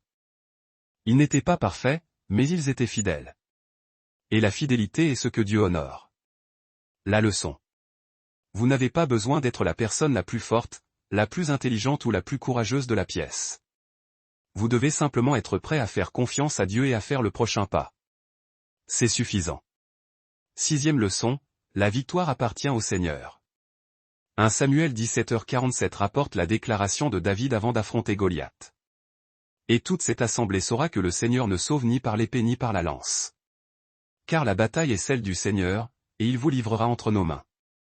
La bataille est celle du Seigneur, pas la vôtre, pas la mienne. C'est la sienne que nous combattons. Oui, nous avançons. Oui, mais la victoire n'est pas la nôtre à revendiquer. Elle appartient à Dieu seul. Et quand nous comprenons cela, la pression s'allège, la peur s'estompe parce que nous ne sommes pas responsables du résultat, seulement de notre obéissance. La leçon, lâchez la nécessité de contrôler. Lâchez la peur de l'échec. La bataille est celle du Seigneur et il n'a jamais perdu. Septième leçon. Dieu peut utiliser n'importe qui. David était le plus jeune fils, celui qui était négligé, celui qui était envoyé garder les moutons pendant que ses frères allaient à la guerre. Mais Dieu l'a choisi. Caleb était de la tribu de Juda, un homme simple, sans titre ni prestige, ni prêtre, ni prophète, juste un homme au cœur rempli de foi. Et pourtant, Dieu l'a choisi, l'a utilisé pour accomplir de grandes choses. Josué, lui, n'était que l'assistant de Moïse, un serviteur dévoué, effacé, loin de l'image d'un chef charismatique. Mais Dieu a vu en lui le potentiel, l'a élevé et l'a transformé en un leader puissant. La leçon est claire, mes amis. Dieu n'a pas besoin des plus forts, des plus célèbres, des plus qualifiés selon les critères du monde. Il recherche avant tout des cœurs disposés, des âmes prêtes à répondre à son appel. Alors, cessez d'attendre le moment parfait, le jour où vous vous sentirez enfin prêt. Arrêtez de vous dévaloriser, de penser que vous n'êtes pas à la hauteur. Si Dieu vous appelle à affronter un géant, quel qu'il soit, soyez assurés qu'il vous a déjà équipé, armé de tout ce dont vous avez besoin pour remporter la victoire. Faites-lui confiance, abandonnez vos doutes et avancez avec courage. Ce soir, alors que vous vous préparez à trouver le repos, emportez ces vérités avec vous, gravez-les dans votre cœur. Les géants que vous rencontrez sur votre chemin sont bien réels, ils vous font peur, vous intimident. Mais n'oubliez jamais que le Dieu qui les terrasse est infiniment plus réel, plus puissant. Les murs qui se dressent devant vous peuvent sembler infranchissables, mais Dieu est au-dessus de tout, il surplombe ces obstacles. L'ennemi, quel qu'il soit, peut paraître fort et redoutable, mais Dieu est infiniment plus fort. S'il a abattu Goliath avec une simple pierre, si sa puissance a fait tomber les murailles de Jéricho au son d'un cri de foi, s'il a chassé les Anakim et détruit les Réphaïm, ces peuples de géants qui terrorisaient la terre promise, alors, mes frères et sœurs, il peut faire de même pour vous. N'ayez pas peur du géant, ne le craignez pas plus que vous ne craignez Dieu. Craignez plutôt celui qui a créé le géant, celui qui détient la clé de sa défaite. Reposez-vous dans la promesse divine, dans la certitude qu'aucun géant, aussi grand et menaçant soit-il, ne peut résister au peuple de Dieu, à ceux qui marchent dans sa lumière. Chapitre 12, Conclusion et prière pour le repos. Notre voyage touche à sa fin. Ensemble, nous avons parcouru des terres ancestrales, foulé le sol où l'histoire s'est écrite. Nous nous sommes tenus dans l'ombre des géants, ces figures intimidantes qui ont défié le peuple de Dieu. Nous avons vu des villes s'écrouler, des royaumes entiers s'effondrer sous le poids de l'orgueil et de l'impiété. Mais à travers ces épreuves, à travers les siècles, nous avons aussi été témoins de la fidélité inébranlable de Dieu, manifestée à chaque génération, de Noé à Abraham, de Josué à David, du déluge à la bataille finale de Gath. Et à travers tout cela, une vérité fondamentale est restée constante, immuable, Dieu tient toujours ses promesses. Il a promis à Noé qu'il ne détruirait plus jamais la terre par un déluge, et il a tenu sa promesse. Il a promis à Abraham que ses descendants hériteraient d'un pays, d'une terre promise, et il a maintenu sa parole. Il a promis à Moïse que les géants tomberaient devant son peuple, et il a accompli cette promesse. Et ce soir, il vous fait la même promesse, à vous qui luttez contre vos propres géants, quels que soient les défis que vous affrontez, les peurs qui vous assaillent, il marchera à vos côtés, il ne vous abandonnera jamais. Vous n'êtes pas seul, vous n'avez jamais été seul, et vous ne serez jamais seul. Alors, maintenant que la nuit s'épaissit, que votre corps se fait lourd de fatigue et de besoin de repos, abandonnez le fardeau que vous portez depuis si longtemps. Lâchez prise sur la peur qui vous paralyse, sur le doute qui vous ronge de l'intérieur. Ignorez cette voix intérieure qui vous murmure que vous êtes trop petit, trop faible, trop brisé pour surmonter les obstacles. Cette voix est un mensonge, une illusion créée pour vous maintenir captif. Vous êtes un enfant du Dieu Très-Haut, un héritier de la promesse divine. Vous êtes l'enfant du même Dieu qui a terrassé Goliath, du même Dieu qui a fendu la mer Rouge pour libérer son peuple, du même Dieu qui a façonné les étoiles et les constellations de sa propre voix. Et ce Dieu est avec vous, il veille sur vous, il vous aime d'un amour infini. Prions maintenant. Père Céleste, nous nous présentons devant toi ce soir, non pas avec de grands discours ou des prières parfaites, mais avec des cœurs qui aspirent au repos, à la paix intérieure. Nous sommes las, Seigneur, épuisés par les batailles que nous avons menées, meurtris par les géants que nous avons affrontés. Nous sommes fatigués d'essayer d'être forts alors que nous nous sentons si faibles, si vulnérables. Mais ce soir, tu nous rappelles une vérité essentielle, nous n'avons pas besoin d'être forts, car c'est toi qui es fort en nous. Nous n'avons pas besoin d'être parfaits, car ta perfection nous enveloppe et nous transforme. Nous n'avons pas à vaincre les géants par nos propres forces, car tu les as déjà vaincus pour nous sur la croix. Alors, nous nous abandonnons à toi, Seigneur. Nous abandonnons nos peurs les plus profondes, nos inquiétudes les plus tenaces, le poids du lendemain et les regrets d'hier qui nous accablent. Nous déposons tout à tes pieds, Seigneur, et nous te demandons de porter ces fardeaux à notre place. Car tu as dit, venez à moi, vous tous qui êtes fatigués et chargés, et je vous donnerai du repos. Alors, nous venons à toi, Seigneur, le cœur ouvert et humble. Nous te remercions pour l'histoire des géants, pour ces récits inspirants qui nous montrent qu'aucun ennemi n'est trop grand, aucun mur n'est trop épais, aucune bataille n'est trop difficile lorsque tu es à nos côtés. Nous te remercions pour Caleb, qui n'a jamais cessé de croire en ta promesse, qui a gardé la foi même dans les moments les plus sombres. Nous te remercions pour Josué, qui a conduit ton peuple avec courage et détermination. Nous te remercions pour David, qui a couru vers le géant, sans hésitation, alors que tous les autres fuyaient, terrifiés. Et nous te remercions par-dessus tout pour Jésus, ton Fils bien-aimé, qui a affronté le plus grand des géants, le péché et la mort, et qui les a vaincus à jamais par son sacrifice parfait. Grâce à lui, nous n'avons plus à craindre la mort, le jugement, la séparation d'avec toi. Grâce à lui, nous avons l'espérance d'une vie éternelle en ta présence. Grâce à lui, nous sommes plus que vainqueurs. Alors, ce soir, Seigneur, nous te demandons de veiller sur notre sommeil. Envoie tes anges pour nous protéger pendant que nous nous reposons. Que ta présence remplisse cette pièce, cette maison, ce cœur. Apaise le tumulte dans nos pensées, calme l'inquiétude dans nos esprits. Que la paix, ta paix d'infini, cette paix qui surpasse toute intelligence humaine, se répande sur nous comme une douce couverture. Et quand nous nous réveillerons demain matin, donne-nous une force nouvelle, une foi renouvelée et un courage ravivé pour affronter les géants qui nous attendent. Car nous savons que tu marches devant nous, que tu combats pour nous, que la bataille t'appartient et que la victoire est déjà acquise.